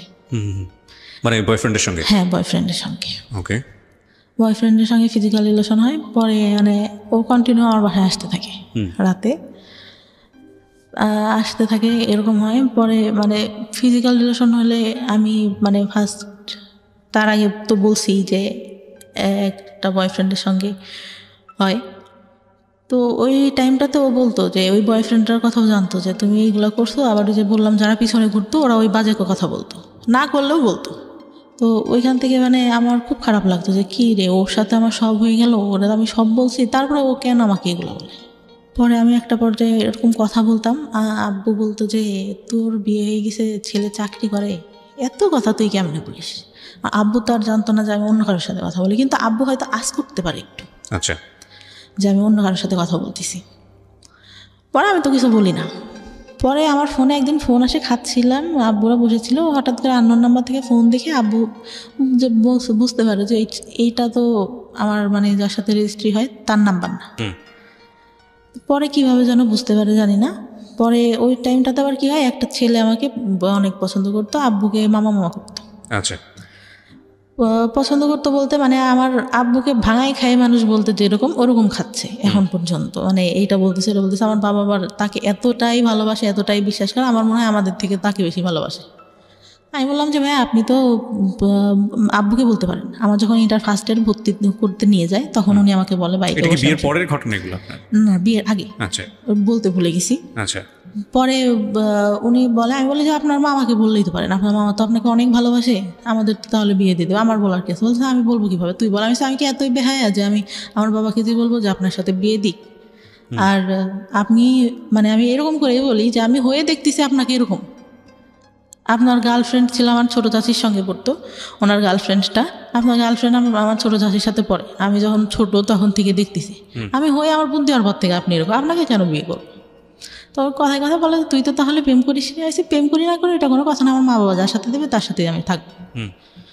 পরে ভাই কী করে, বিয়েটা হওয়ার পরে উনি কি করলো, ওই ভাইয়াটাই মানে কার কাছ থেকে খোঁজ খবর নিতে জানি না, তাদের জমি জায়গা নেই, হ্যান নেই, তেন নেই, এসব বলে বিয়েটা 5 মাসের মাথায় ভেঙে দেয়।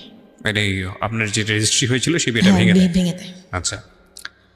তা আব্বু ওই বয়ফ্রেন্ডটার কথা জানতে পারে এক পর্যায়ে। আমি বলি আব্বুর কাছে বিয়েটা ভাঙার আগে, তা বলে যে তাহলে বিয়েটা ভেঙে দিই, ওর সাথেই তোর বিয়ে দিই, এরকম করে বলে। কিন্তু ভাইয়া কী করলো, বিয়ে ভাঙার পরে ওই ছেলের সঙ্গে আমাকে বিয়ে দেবে না, অন্য জায়গায় বিয়ে দেবে, এই ছেলের সাথেও দেবে। আচ্ছা। আমি আমার বয়ফ্রেন্ডের কাছে বললাম। বয়ফ্রেন্ড তখন কি করতো, পেশায় কি ছিল? কিছুই করে? পড়ালেখা করতো। আচ্ছা। ইঞ্জিনিয়ারিং পড়তেছিল। তো ও বললো যে আমি তো চাকরি বাকরি করি না, আর আমার মা মেনে নিবে না, তোমার বিয়ে ভেঙে দিছে, এইটা জানলে তো আমার মা নিবেই না। আসলে ভাই কথাটা ছিল হচ্ছে, আমার যতটুকু দরকার ছিল ও তো আমার কাছ থেকে পাইছে, আমাকে কেন বিয়ে করবে? আমার যতটুকু ধারণা এখন বুঝি। পরে আমি অনেক কান্না করতাম যে আমি আব্বুকে বললাম তোমার কথা, তুমি এখন এইগুলো কেন বলো? বলছে আমার পক্ষে সম্ভব না তোমাকে বিয়ে করা, আর তুমি আমার ফ্রেন্ডদের সাথেও কথা বলতা, এইগুলো তোমাকে নিয়ে যখন সংসার করবো তখন মনে পড়লে আমি এটা মেনে নিতে পারবো না। আচ্ছা। তাই বলে।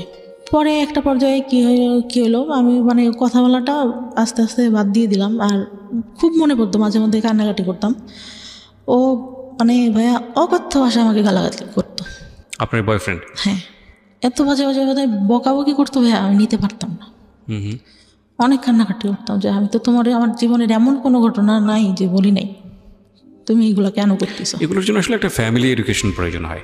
মানে বিয়ের আগে ধরনের অনৈতিক সম্পর্কে না জড়ানো, বা শেয়ারিংয়ের জায়গা থেকে আসলে কতটুকু শেয়ার করব, যাকে শেয়ার করছি সে আসলে এতটুকু আস্থার জায়গা আছে কিনা।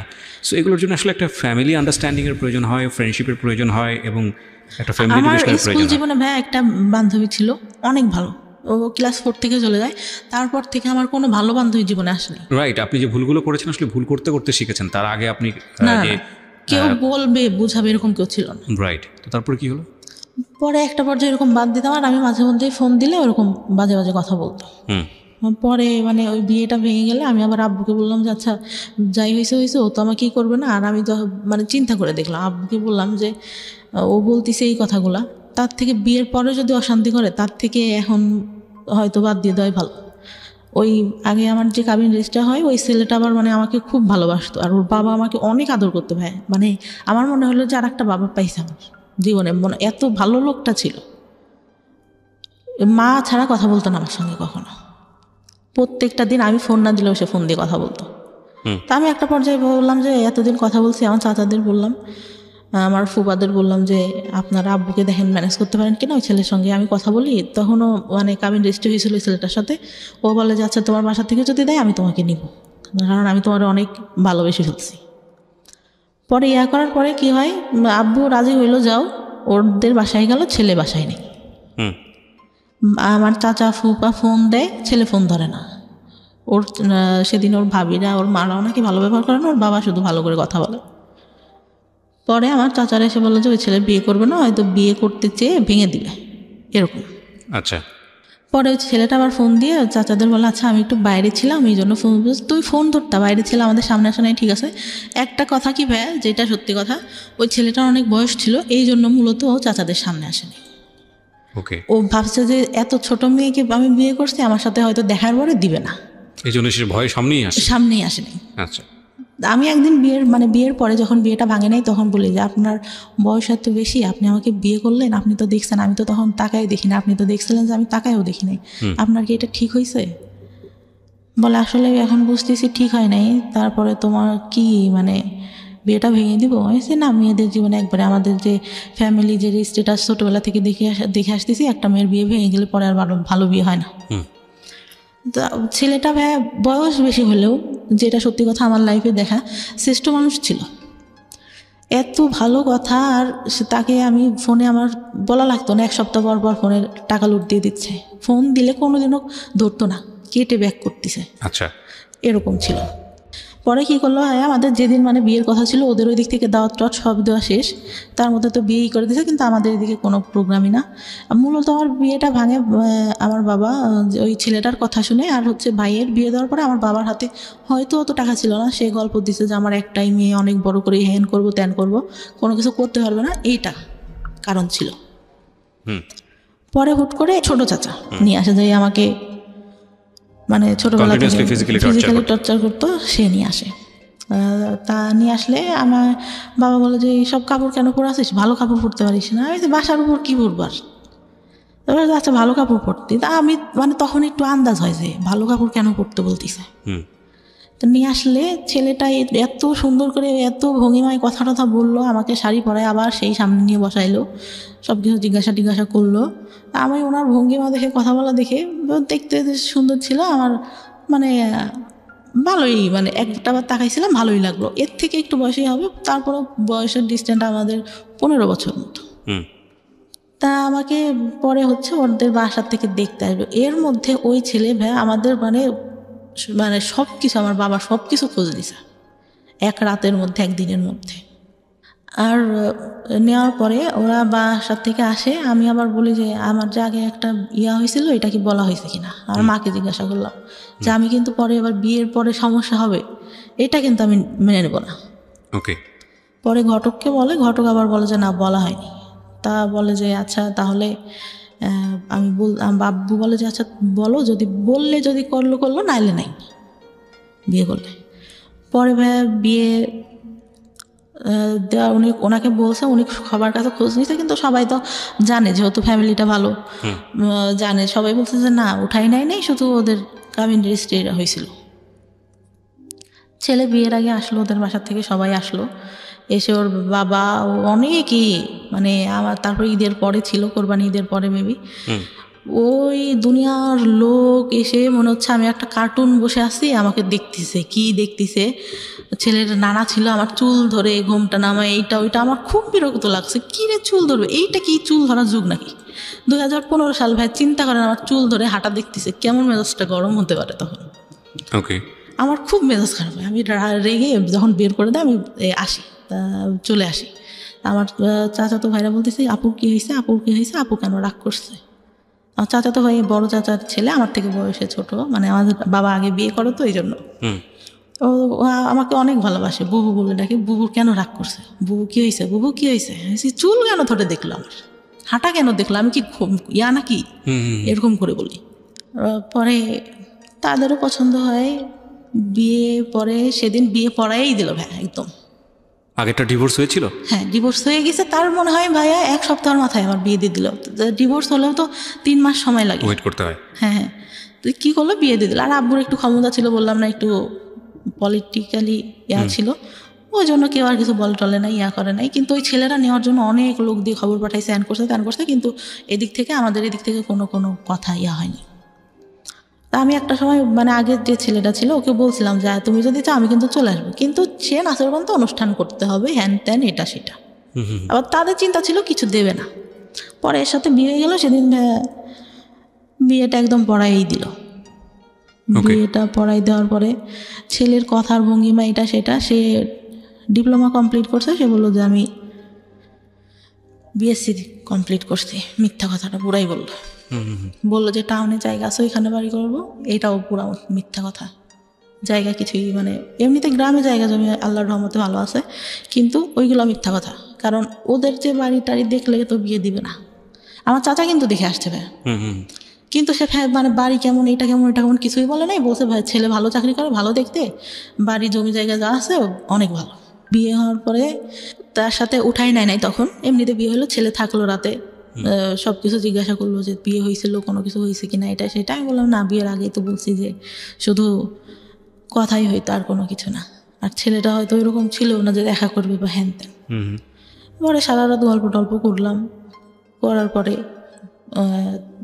মানে ভাইয়া যে বলে না যে মানে হাজব্যান্ডের কাছ থেকে একটা ভালো কথা বা ভালো কিছু, সে প্রথম অনেক ভালো কথা বলতো, ভালো ব্যবহার করতো।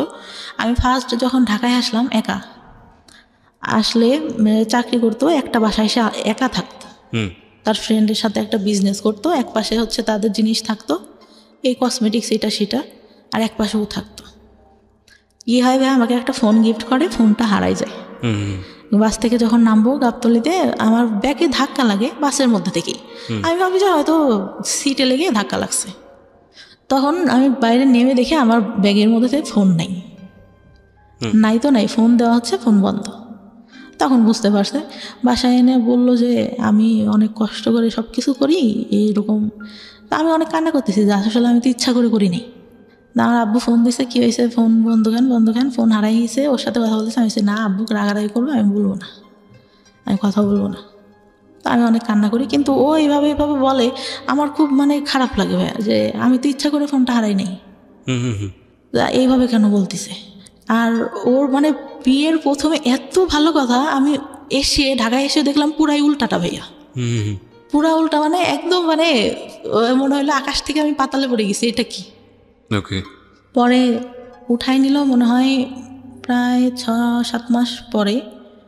উঠাই নেওয়ার পরে আমাকে যেরকম মানে আমি পার্লার থেকে সেজে আসলাম, এই বউটু সে যে এত সুন্দর করে আসলো, সে আমার সাথে এতদিন যে সংসার করছে, সে বিয়ের দিন সে এমন ভাব করতেছে যে আমার প্রথম দেখতেছে। আমার খুব বিরক্ত লাগতেছে, আমি বসে খুব ফুল দিছি রাগে, কি রে বিয়ে হয়ে গেছে আগের থেকে চেনা জানা, সে এমন একটা ঢং করতেছে যে আমার এই ফার্স্ট দেখলো এটা সেটা।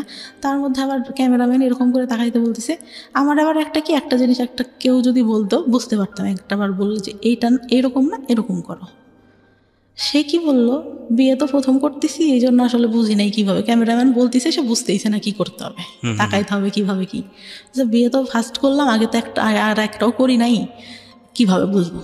আমার ওই কথাটা খুব খারাপ লাগে, কী রে এই খোঁটা দেওয়া শুরু করলো এটা না কেমনি কি। কথায় এই কথাটা আসতেছিল। অনেকেই হয়তো নোটিস করে, আমি নোটিস করি নাই, বিয়ের পরে করি।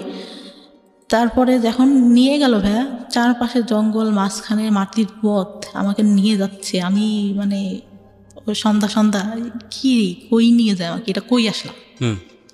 যখন ওদের বাসার সামনে যে নামালো ভাইয়া, আমি পুরা মানে আমি মানুষের বলে না বেশি কষ্টে হাসি পাই, আমি হাসতেছিলাম।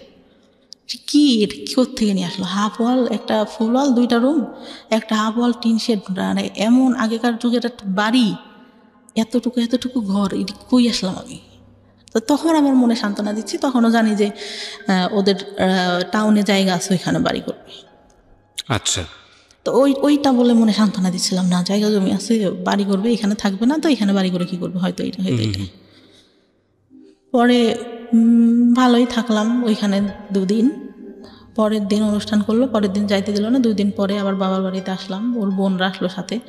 বিয়ের পরে কি হলো, আমার গেছি, আমার যে গয়নাটা দিছে, আমার ছোটো ননদ দেখে বলে, কি গয়না দিছে, দেখতে ভালো না, এই আমাদের বাসা থেকে যেটা দিছে অনেক সুন্দর। তারপরে আমি তো মানে আমার মন খারাপ, আমি বললাম যে আব্বু বলছে যে আমার তো একটাই মেয়ে, তো তোমাকে আমি ভালো করে বানাই দেবো, এখন তাড়াহুড়া করে এইটা ওদের কাছে ছিল এটাই এনে দিছি ওকে। বলি। পরে ওর আবার চাকরিতে তো ছুটি ছিল না, 1 সপ্তাহ পরে আবার যায়, গেলে আবার শ্বশুরবাড়িতে আসলাম। তার মধ্যে লাগলো ঝামেলা, কি মাছ কুটতে দিছে ভাইয়া। জীবনে যে আমি কোনোদিনও আমার ছোটোবেলা থেকে আমি জীবনে কোনোদিনও আমি নিজে মনে করে না হাত দিয়ে ভাত নিয়ে খাইছি। শীতের দিন ভাবে এত অলস ছিলাম, শীত লাগবে হাত দিয়ে ভাত খেতে গেলে আম্মু খাওয়াই দিতে হবে, নাহলে রাতে সেদিন খেলাম না, শুয়ে পড়লাম এরকম। তো মাছ কুটতে দিয়েছে, ছোটো মাছ ভাই, আমি এত আস্তে আস্তে আস্তে আস্তে কাটতেছি, আমার ননদটাও কাটতেছে। তো বলতেছে যে এত আস্তে আস্তে মানুষ মাছ কাটে, আমি বলতেছি আমি তো এখনও করি নাই, এই তো করতেছি এই বেশি। তো আমি বাসায় এসে মানে আমার কোনো কাজই পছন্দ হয় না ভাই। তো আমি আমার খুব খারাপ লাগতেছে, আম্মুর কথা মনে পড়তেছে, কান্না করতেছি যে আমার এটা কী দিল, কী দেখে বিয়ে দিল। পরে ওদের একটা খালু থাকে, ওদের সাথে আবার ওর টাকা দেয়, ওদের সাথে আবার ঝামেলা হয়। তা ওই খালুটা মানে বিয়ের দিন আমার চাচাকে নাকি করে বলে যে বিয়ে তো দিলেন, পরে বুঝবেন মজাটা কেমন, এরকম বললো। আমরা তখন আমার চাচা, ছোট চাচা কিছু বলে নাই তাকে। পরে আব্বুকে হয়তো বললে আমার বিয়ের কিছুদিন বলতে 5-6 মাস পরে আমি মনে হয় প্রেগনেন্ট হই। 1 মাস পর আমি বুঝতে পারি, তার আগে বুঝতে পারি না, 1 মাস পর যখন পিরিয়ড হচ্ছে না তখন বুঝতে পারি। তার মধ্যে ওই যে শ্বশুরবাড়িতে যাই মাঝে মধ্যে, আমার শ্বশুর তখন বেঁচে ছিল, এইটা নিয়ে বাঁধাবে ওইটা নিয়ে বাঁধাবে, এইরকম এই কাজটা কেন করে না, ওইটা কেন কিছুই করে না। আমি তো ভাই আমি বুঝি না আসলে সংসারে কি করতে হয়, টোটালি আমি বুঝি না কি করতে হয় একটা সংসারে, যে উঠবো সকালে উঠে এটা করবো ওইটা করবো। আমি তো ওইভাবে মানুষই নেই, সব দেখছি আমার মা কাজের লোক দিয়ে করাচ্ছে, নিজে শুধু রান্নার বান্না করতেছে। মানে বললাম না ফ্যামিলিটা বড় ছিল, একসাথে ছিল সবাই, তো করতেছে। তারপর আমি মানে করতাম না। আমার কী হলো, বাচ্চাটা যখন প্রেগনেন্ট আমি, তখন আমি একদম আমার বাড়িতে, আমার বিয়ের পরে ভাই আমার হাজব্যান্ড আমাকে কাপড় দিত না। ওকে। টোটালি বলতে আমি গেছি, আমার একটা জামা সবসময় পরার জন্য 500-550 টাকা দাম হবে। বললাম যে এটা আমার পছন্দ হয়েছে, আমি নিব। বলছে আমার কাছে টাকা নেই, তোমার কাছে থাকলে নাও। তারপর আমি নিলাম, আমি করি নাই। আবার আমার খালার ছেলেটা অসুস্থ হয়ে যায়, ওর কাছে টাকা ছিল না, আমি মানি ব্যাগ দেখে আমার কাছে টাকা ছিল, ওইটার মধ্যে দিয়ে দিই। মানে এতটাই ভালোবাসতাম ভাই ফার্স্ট টাইমে, এতটাই বিশ্বাস করছি তার কথা শুনে। পরে আমার খুব খারাপ লাগে। ঈদ যায় 2টা ভাই, ঈদে 1 টাকা পুরো দেয় না আমাকে, আমার বাবার বাড়ি থেকে সব। ঢাকায় আসছি, এই বছর বাণিজ্য মেলায় যাবো ভাইয়া। আমি বললাম যে গেলে কি কিনে দেবা, বলে যাওয়ার আগেই কি কিনে দেব, বাণিজ্য মেলায় সবাই ঘুরতে যায়, কিছু কিনতে যায় না, ওইখানে অনেক দাম। তাহলে কি দরকার আছে যাওয়ার। ওকে। পরে আমি আম্মুরে ফোন দিয়ে কান্না করতেছিলাম, আব্বু আবার বিকাশে 2000 টাকা পাঠায় ওর, যে ও গেলে যা কিনতে যায় কিনে দিও। পরে যাই ওখান থেকে একটা হাতের ব্রেসলেট, একটা পায়েল কিনে আর একটা আংটি কিনে। ও মানে আমাকে নিয়ে যাওয়ার পরে ভাই শুধু গ্রাউন্ডে ঘোরাচ্ছে, এই যে সব আগে ঘুরে দেখো। আর দোকান যখন বন্ধ হয়ে যাচ্ছে তাড়াহুড়া করে ওই 3টা জিনিস নেই। নিয়ে আসার পরে যে প্রেগনেন্ট, তখনও জানি না প্রেগনেন্ট। আসি আবার যাই ওই শ্বশুরবাড়িতে, বেশি হলেও 3 থেকে 4 দিন থাকি, তার মধ্যেও ভাই যত সব কাহিনী। আবার এখন পর্যন্ত দুপুরে ঘুমানো আমার শাশুড়ি দেখতে পারে না, এই ঘুমায় দেখে তো এই অবস্থা। একটু কাজ করে রসুন পেঁয়াজ ছিলে রাখলে পরে রান্নাবান্না করতে তাড়াতাড়ি হয়। ওই তো বললাম না ওইরকম করে দেয়। তারপর আমার চাচা, যেটা বলতে ভুলে গেছি, বিয়ের পরে এই ছেলেটার সাথে যখন বিয়ে হয়, ওর চলে গেল, আমার দাদি ছোটবেলা থেকে আমাকে দেখতে পারতো না। এই খাওয়াটা এই হলে ফুপুরা আসছে, বলবে যে খেতে বসছি, দেখা গেছে সামনে থেকে বাটিটা টান দিয়ে নিয়ে নিত। আপনার ফুপু? আমার দাদি। হ্যাঁ, বলতো যে ওরা তো চলে যাবে, তুমি তো বাসায় খাওয়াই, পরে খাবা। মেয়ে বলে হয়তো দেখতে পারতো না। আমার খুব খারাপ লাগতো, আমার ভাইকে অনেক ভালোবাসতো আমার দাদি। হ্যাঁ, এই যে ডিসক্রিমিনেশন, এটা আমাদের সমাজে আছে। পরে এই বিয়েটা হওয়ার পরে কি হলো, ফুপুরা আসছে সবাই, আমার হাজব্যান্ড চলে গেছে তখন ঢাকায়। আমি ঘুম থেকে উঠছি, আমার অনেক গলা ব্যথা, আমার টনসিলের প্রবলেম এখনো, মাঝে মধ্যে ফুলে টুলে যায় একদম, কথা বলতে সমস্যা হয়, কথা বলতে পারি না। তা খেতে গেছি, আমার ভাবি আমার ভাইকে অনেক ভালোবাসে আমার দাদি। আমি খেতে গেছি, মাংসর বাটিটা সামনে আছে, আমি ডাল নিয়ে মাংসটা নিতে গেছি, উনি কোত্থেকে এসে বাটিটা টান দিয়ে সামনে থেকে নিয়ে নিছে, মানে ধরিও নাই আমি। বলতেছে তুমি কি মাংস নিবা, তোমার ফুপুরা খাইছে, যাওয়ার সময় আবার খাবে। আমার খুব কষ্ট লাগে, তখন কষ্ট লাগে। আর আমি তখন বলি যে না থাক, খাবো না। পরে ভাত মানে গলা ব্যথা, তারপরে কষ্টে গলার মধ্যে আর যাচ্ছে না। যে বিয়ে হয়ে 2 দিন সময় মানে সময় পাইলো না, এর আগে থেকে এরকম করতো, এখনও এই ব্যবহারই। বিয়ের পরেও এটা করেছে আমার দাদি, হ্যাঁ বিয়ের পরে। আচ্ছা, না ঠিক আছে। পরে আমার ভাই কি বললো, ভাই কথাটাই আসে, আমার ভাই ছোটবেলা থেকে অনেক আদর করতো, যখন রিলেশন করতাম তখন একটু মানে ওর কাছে খারাপ লাগতো, বলতো ওর কাছে হয়তো কেউ, ও মানে একটু ব্যবহার মাঝে মধ্যে খারাপ করতো, কিন্তু ভালোবাসতো এমনিতে। ঢাকার থেকে যাচ্ছে, এটা নিচ্ছে ওইটা নিচ্ছে। ও বললো যে সংসার করে খাবি তোরা, তোদের মতো মেয়েরা সংসার করে খায়। ঠিক আছে, ছোট ছোট বিষয়গুলো খুবই কষ্টদায়ক। আমার মনে হয় মেয়েদের প্রতি আরও বেশি সহনশীল হওয়া উচিত, সেটা পরিবার থেকে হওয়া উচিত। বাবার জায়গাটা ভয়ানক রকমভাবে মিসিং, এবং কিছু বিষয় আমরা আজকে এই অনুষ্ঠানে সচেতনভাবেই তুলে আনতে পারিনি, কারণ আমাদেরও একটা সীমাবদ্ধতা আছে। এক, আর 2 নম্বর যেটা, সেটা হচ্ছে যে মা যে ধরনের ভূমিকায় থাকা উচিত ছিল সেটা তো অবশ্যই ছিল না। মানসিক বিকাশ বলতে যেটা বোঝায় এই মেয়েটির, সেটা হয়নি, এবং যে কারণে ওর জীবনে কিছু সিক্রেটস জন্ম নিয়েছে। সেটা হচ্ছে বিয়ের আগে এক ধরনের অনৈতিক সম্পর্কে জড়িয়ে যাওয়া, এবং সেটার রেজাল্টও ভালো না হওয়া। আপনি দেখেন ওর জীবনে কোনো বেস্ট কোম্পানি নেই, একটা ভালো বন্ধু সেও খুব অল্প সময়ের জন্যে, তারপরে সে নাই।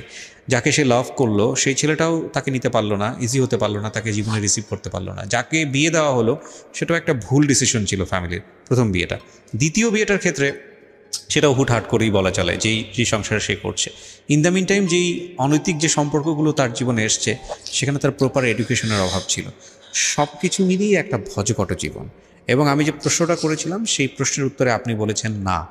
না কেন, সেই গল্পটা তো আসলে, সেই অ্যান্সারটা তো আসলে পুরো গল্পই। তারপরেও আমরা আপনার কাছ থেকে শুনতে চাই যে আপনি সুখী না কেন। পরে ভাই আমার বাচ্চাটা হওয়ার পরে যখন 6 মাস, আমি সুখী না কেন এই প্রশ্নের উত্তর চাচ্ছি, আমি আর স্টোরিতে যেতে চাচ্ছি না। সুখী না কারণ আমি কাজ করি এখন যতটুকু পারি, তারপরেও আমার শাশুড়ি এইটাইভাবে রান্না করে খায় না, এটাই আমি জানি, ধরেন আপনার খায়। দৈনন্দিন জীবনে অনেক ধরনের প্রবলেম আছে, সে কারণেই আপনি অসুখী। কিন্তু আপনার জীবনের কি কোনো স্বপ্ন ছিল? হ্যাঁ হ্যাঁ, কি স্বপ্ন ছিল?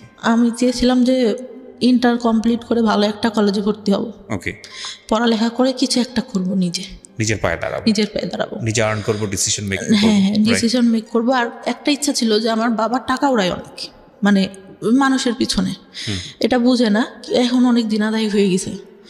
আমি চাই, আমার ভাই বিয়ে করছে, সে এখন টাকা পয়সা দেয় না, আরো পারলে বাবার থেকে উল্টা নেয়। আমি চাই তার দিনাদায়ীটা শোধ করতে। আপনি চাইতেন? আমি চাইতাম। বাবাদের ভুল এই সব জায়গাতেই, এবং হয়তো আপনার মেয়েটা যদি আজকে সেই রকম নিজের পায়ে দাঁড়াতো, তাহলে হয়তো আপনারই জন্য উপকার হতো। এবং আমাদের, আমি সবসময় যে কথাটা বলি, সবসময়ই বলি, এই গল্পগুলোর সাম আপ একটা জায়গায় এসে দাঁড়িয়ে যায়। Never sacrifice 2 things in your life. Number 1 is education and number 2 is your career. এই দুটো জিনিস স্যাক্রিফাইস করলে এগুলো কখনো জীবনের রিটার্ন আসে না। বাকি জিনিসগুলো রিটার্ন আসে, কোনো না কোনোভাবে আমাদের সামনে ঘুরে ফিরে চলে আসে। হ্যাঁ, এখন সেই জায়গাটায় তো অবশ্যই আমি মাকে হারালে তো আপনি মাকে ফিরে পাবেন না, বউকে হারালে বউ পাবেন, হ্যাঁ এটা বলাই যায়। কিন্তু গার্লফ্রেন্ড গেলে জীবনে গার্লফ্রেন্ড আসবে, বয়ফ্রেন্ড গেলে বয়ফ্রেন্ড আসবে। একটা মানুষ জীবন থেকে চলে গেলে তার রিপ্লেসমেন্ট হয়তো অন্য একজন মানুষ হবে, এটা হয়। হ্যাঁ, এখন আমরা যখন লাভ করি তখন আলটিমেটলি এটাই চিন্তা করি যে না, তাকে ছাড়া আমার জীবন বৃথা। আমাদের লাভের স্টাইলটাই এরকম, ধরনটাই এরকম, আমরা অন্য কোনো কিছু চিন্তা করতে পারি না। লাভ সবসময়ই যখন হয় তখন একদম ব্লাইন্ডলি ডিপোজিট হয় সেই জায়গাটাতে। সো ওইটা নিয়ে আমরা, কিন্তু মজার বিষয় হচ্ছে যখন জীবন থেকে ওটা সরে যায় এবং জীবনে যখন সেকেন্ড আর একটা মানুষ আসে, তখন একটা পর্যায়ে গিয়ে মনে হয় কতটা বোকা ছিলাম, কতটা হাস্যকর ছিল এই সময়গুলো, কত না বড় ভুল করেছে। কিন্তু সিচুয়েশনের থেকে সেটা বোঝা যায় না। তো যাই হোক, আমি যে কথাটা বলছিলাম যে জীবনে আসলে এই দুটো জিনিস স্যাক্রিফাইস করলে এই দুটো জিনিস আর কখনো রিটার্ন আসে না, এবং তখন জীবনটা খুব দুর্বিষহ হয়ে ওঠে। কি ছেলে কি মেয়ে, প্রত্যেকেরই স্বাধীনভাবে বাঁচার ক্ষমতা আছে এবং প্রত্যেকেরই নিজস্ব চিন্তায় বড় হওয়ার সুযোগ আছে। ধরুন, কেন এই দুটো জিনিসের কথা বলি? এই মেয়েটি তার সংসার জীবনে সুখী না, এই মেয়েটি তার পারিবারিক জীবনে সুখী না, এই মেয়েটির একটা বাচ্চা আছে। এই মেয়েটির যদি অন্তত ডিসিশন মেক করার ক্ষমতা থাকতো, যে পৃথিবীর কোনো জায়গা থেকে সে সুখী না, কিন্তু তার ডিসিশন মেক করার একটা ক্ষমতা আছে, অন্তত ওই জায়গাটা সে সুখী হতে পারত। আর ডিসিশন মেক করার ক্ষমতা তখনই থাকে যখন একটা মানুষ আর্ন করে, যখন একটা মানুষের আয় করার ক্যাপাসিটি থাকে। যে মানুষটার আয় করার ক্যাপাসিটি থাকে না, সে মানুষটার ডিসিশন মেকিং করার ক্ষমতা থাকে না।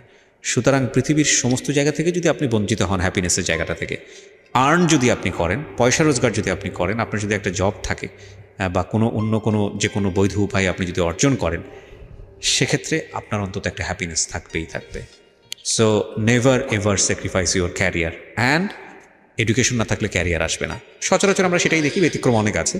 তো এডুকেশনও আসলে স্যাক্রিফাইস করা উচিত না। এডুকেশনের স্যাক্রিফাইসনেসটা নিজের জীবনটাকে অনেকখানি দুর্বিষহ করে তোলে। এই মেয়েটির ক্ষেত্রে যেটা হয়েছে এডুকেশনের ক্ষেত্রে, সেটা পারিবারিক ভুল এবং তার নিজেরও অনেকখানি ইচ্ছার অভাব ছিল। একটা সময় তার মনে হয়েছে যে পড়াশোনা করে কী বা হবে, সে যেটা দেখেছে। এবং সব কিছু মিলিয়েই এই রকম জীবন, সমাপ্তির মতো জীবন বাংলাদেশের অনেক মেয়ের আছে, অসংখ্য মেয়ের আছে। কিন্তু একটা কথা হচ্ছে যে আমরা আসলে সুন্দর দিনের স্বপ্ন দেখি, আমরা আগামীকাল নিয়ে পজিটিভ ভাবতে চাই, আমরা বেঁচে থাকি ভালো কিছুর জন্য। আমরা প্রতি মুহূর্তে স্বপ্ন দেখি আমাদের জীবনটা অনেক সুন্দর হবে, যে কারণেই আমরা বেঁচে থাকি। আমরা বিশ্বাস করি সৃষ্টিকর্তাতে এবং একই সাথে আমরা বিশ্বাস করি আমাদের ভাগ্যে ভালো কিছু অপেক্ষা করছে। যে কারণেই সমাপ্তিরা এত স্যাক্রিফাইস করেও তাদের সন্তানদের মানুষ করেন এবং ভবিষ্যতের আশায় বসে থাকেন। ওনার একটা সুখের জায়গা অন্তত আছে, সেটা হচ্ছে ওনার সন্তান। উনি ওনার সন্তানের কাছ থেকে ভালো কিছু আশা করেন। আপনার যদি একটা মেয়ে হয়, আমি একটু প্রশ্নটা করে আজকের অনুষ্ঠানটা শেষ করে দিই। আপনার যদি একটা মেয়ে হয়, আপনি আপনার মেয়েটাকে আপনি কিভাবে বড় করবেন? আমার ভাইয়া মেয়ে। ও আপনার মেয়ে? আচ্ছা, ওর বয়স কত? 3 বছর? 3 বছর। ও, তো আপনার এই প্রবলেমগুলা যেগুলো আপনি ফেস করছেন, এখন আপনি তো বোঝেন যে আসলে কোথা থেকে কি হতে পারে। সো এই বিষয়গুলোকে আপনি ওর দিকে খেয়াল রাখেন? সব সময় ভাই, সব সময়। এই যে যেরকম আমার ও বাবা বা এখনই বুঝাই যে এটা তুমি এইটা করতেছ আম্মু, এটা যদি কেউ করে তুমি আমাকে কিন্তু বলবা, শারীরিক যেটা ওটা, এটা কিন্তু সেনসিটিভ। আর ও মানে এত বিশ্বাস করবেন না, এত বুদ্ধি ওর মাথায়। আমি যদি একটু কান্না করি, ভাইয়া মা তোমার কি হয়েছে, বিউটিফুল। আমি চাই আপনার মেয়েকে আপনি ভালো শিক্ষায় শিক্ষিত করেন এবং তাকে আমি মেন্টালি সাপোর্ট দিব ভাই, সব দিক থেকে। ওর বাবা না দিতে পারলে আমি যেটা আমার হাজব্যান্ড এখন পর্যন্ত ভাই আমার এটা বলা খুব দরকার, হাত খরচ দেয় না। আমার বাচ্চা পেটে আসে, তারপরে ফার্স্ট আমার গায়ে হাত তোলে। আমি জানি ভেতরে যদি ঢুকি তাহলে আরও অনেক কিছু বের হবে যেগুলো হয়তো সহ্য করার মতো না, কিন্তু তারপরেও সেই মানুষটাই আপনার মানুষ এবং তার সাথে আপনি সংসার করছেন। হয়তো ভবিষ্যতে সবকিছু ঠিক হয়ে যাবে। সবকিছু ঠিক হওয়া সম্ভব বলে আমার মনে হয় না, কারণ সে এখনো ফেসবুকে এত মেয়ের সাথে কথা বলে। আইডি আছে আপনার কোনো ফেসবুক আছে? হ্যাঁ, আমার ফেসবুক আছে। সো আপনি ওটাতে তাকে মনিটর করেন? না। আচ্ছা, আমি কিন্তু সে এসে করতেছে, কথা বলতেছে, রেখে দিছে। আমি দেখতে গেছি অনেক মেয়ের সাথে। আমি আপনাকে একটা প্রশ্ন করি, প্রসঙ্গটা অন্যদিকে চলে যাচ্ছে। যে মানুষটা আপনাকে ভালোবাসে না, যে মানুষটা আপনাকে সময় দেয় না, বা আপনি তাকে যেভাবে চাচ্ছেন সেভাবে তাকে পান না, সেই মানুষটা 8-10 জন মানুষের সাথে কি করলো না করলো সেটা দিয়ে আপনার কি লাভ? আগে প্রথম অনেক খারাপ লাগতো ভাইয়া, প্রথম অনেক খারাপ লাগতো। এখন মানে দেখেও বলতে গেলে অনেক মারতো। আচ্ছা, অনেক মারতো। আমার শ্বশুর বললাম মারা যায়, আমার মেয়েটা যখন 6 মাস বয়স, তখন আমার মা আমার সঙ্গে যায়। আমার শাশুড়িরা সব আমার মায়ের দিয়ে এটা করেন, তো আপা ওইটা করেন, তো আমার ননদরা। লাইফে না সবকিছু চুক্তি দিয়ে হয় না। আপনি যে ঘটনাগুলোর মধ্যে যাচ্ছেন, ছোট ছোট ঘটনার মধ্যে আমি আর যাচ্ছি না। আমি এখনো পজিটিভ ভাবতে চাই, যেহেতু আপনি সংসার করছেন। হাজবেন্ডের গায়ে হাত তুলে একটা পর্যায়ে এইটা ঠিক আছে। আমি জানি আপনার জীবনে হয়তো আরো বেশ কিছু সিক্রেটস আছে। আপনি এটা যেটা হয়েছে আপনার গায়ে কন্টিনিউ হাত তুলতে, হয়তো একটা সময় আপনি গিয়ে। আমি ওই জন্য তুলি না, আমার মায়ের জন্য। আমার বাসায় আমার মা আসে, আমার মেয়েটা তখন ছোট, ও অফিস থেকে এসে কন্টিনিউয়াসলি এটা দেন তো ওইটা দেন তো বলে। আমি বলি যে তুমি এরকম বলো দেখেই তো তোমার বাসায় আমার মা গেছিল, তোমার মারাও বলে। সে একটা পর্যায়ে উঠে আসলে বললো যে তুই দিলি না কেন আমি আসার পর। এটা দেন তো ওটা দেন তো বলতে আম্মুকে বলতো, মানে যৌতুকের ব্যাপারে? না। তাহলে ওই পানি দান তো আম্মু, ওইটা খাওয়া, ওইটা টানেন তো আম্মু, এরকম বলতো। আমার খারাপ লাগতো, কিরা আমি আসি আমার মাকে কেন বলে। ও বলতে পারে যে আপনি একটু বাবুকে ধরেন, ওইটা আমাকে সেটা দিক। যাই হোক, আমি সংসারের বিষয়গুলো দিতে চাচ্ছি না। আমি যেটা বুঝি যে আপনি কমপ্লিটলি নট হ্যাপি, কিন্তু এই মানুষটাই ধরেন একটা সময় গেলে সৃষ্টিকর্তা চাইলে হয়তো আপনার সবচেয়ে কাছের মানুষ হয়ে যাবেন, মনের মানুষ হয়ে যাবেন। হয়তো থিঙ্ক পজিটিভ, পজিটিভ চিন্তা করাটাই বেটার। যেহেতু আপনার সেই হাজবেন্ড, করি ভাই, কারণ আগে যত সমস্যা হতো এখন আগের থেকে অনেক কমছে। সে একটু মানে বলতে গেলে লোভী টাইপের। ঠিক আছে, থাক। আপনি ধরেন যেহেতু আপনার সঙ্গে সংসার করছেন, তাকে নিয়ে নেগেটিভ না বলাটাই বেটার। আপনি যেটা বুঝি যে আপনি হোপ ফর দ্য বেস্ট, আর দিন শেষে কিন্তু সে আপনার সন্তানের পিতা, তাই না? এবং একটা সন্তানের ক্ষেত্রে বাবা মায়ের সম্পর্কটা যেমনই হোক না কেন, এই দুজন মানুষের প্রয়োজন অনেক বেশি, অনেক বেশি। সো এই জায়গাটায় বাবা এবং মাকে অনেক বেশি স্যাক্রিফাইস করতে হয়, এবং এই ধরনের স্টোরি আমরা আমাদের রেডিওতে আমি বলতে দেখেছি। যতটা সম্ভব স্যাক্রিফাইস করে যাচ্ছি এখন। আগে তো বুঝতাম না ভাইয়া, ফার্স্ট টাইমে ছোট ছিলাম, অনেক কষ্ট অফ কোর্স আপনার লাইফের জায়গাটাতে অনেক বেশি স্যাক্রিফাইসের ব্যাপার আছে। সো আমি আসলে ওই জায়গাটাই কনক্লুশন টানতে চাই যে আপনার সন্তান, আপনি যেই ধরনের পরিবেশের মধ্য দিয়ে বড় হয়েছেন, যেটা আপনার লাইফে খুব নেগেটিভলি ইফেক্ট করেছে, সেটা থেকে সেফ থাকবে, কারণ আপনার এক্সপিরিয়েন্সের জন্য। এই জায়গাটাই টানতে চাই হচ্ছে আমার যারা লিসনার তাদের কাছে। দেখুন, গল্পের বিন্যাসে সেই ধরনের কোনো রোম্যান্স নাই, সেই ধরনের কোনো রোমাঞ্চকর ব্যাপার নাই, সেই ধরনের কোনো শিহরিত হওয়ার ব্যাপার নাই, এবং আজকের যে গল্পের বলার ধরন, সেখানে সেই ধরনের আপস অ্যান্ড ডাউন তন্ময় হয়ে শোনার মতো হয়তো তেমন কোনো বিষয় নাই, কিন্তু একটা শিক্ষার জায়গা আছে, চমৎকার একটা শিক্ষার জায়গা। ওনার জীবনের কিছু ভুল, কিছু অপরাধের জন্ম হয়েছে ওনার খুব অতীত অভিজ্ঞতার কারণে, এবং একই সাথে ওনার দ্বারা অনেক ভালো কিছু করা সম্ভব ছিল, সেটা হয়নি। সেটা সাফারার ওনার ফ্যামিলি, উনি নিজে, এবং ওনার ফ্যামিলি, অফকোর্স ওনার বাবা মা তো অবশ্যই সাফারার। তো আপনারা যারা শুনলেন, তারা যেন ওনার মতো করে ভুলগুলো না করেন, বা তারা যেন তাদের মেয়েকে প্রপারলি বড় করেন। এই যে বেসিক নিড যেগুলো, শিশুকে কি পরিবেশে বড় করলে সে কোনো সেক্সুয়াল অ্যাবিউজের শিকার হবে না, শিশুকে কি পরিবেশে বড় করলে তার যে বেসিক নিডগুলো, তার যে শারীরিক পরিবর্তন, বয়ঃসন্ধিকালের যে বিষয়গুলো, সেগুলো খুব স্বাভাবিকভাবেই সে নিতে শিখবে। শিশুকে কি পরিবেশে বড় করলে যাতে করে তার physical safety and security ensure হবে, শিশুকে কি পরিবেশে বড় করলে শিশু একটা ভুল ধরনের সম্পর্কে যাবে না, এই বিষয়গুলো নিয়ে বাবা মায়ের খুব ওপেনলি ডিসকাশনে যাওয়া উচিত। এগুলো লজ্জার কোনো বিষয় না, বরং লজ্জাটা হচ্ছে তখনই যখন কোনো একটা শিশু এগুলো না জেনে ভুলটা করে বসে। লজ্জাটা তার না, লজ্জাটা হচ্ছে তার বাবা মায়ের। So thank you very much. আপনি যেন সেই রকম বাবা মা না হন, সেই প্রত্যাশা রেখেই আজকের সিক্রেটস শেষ করছি।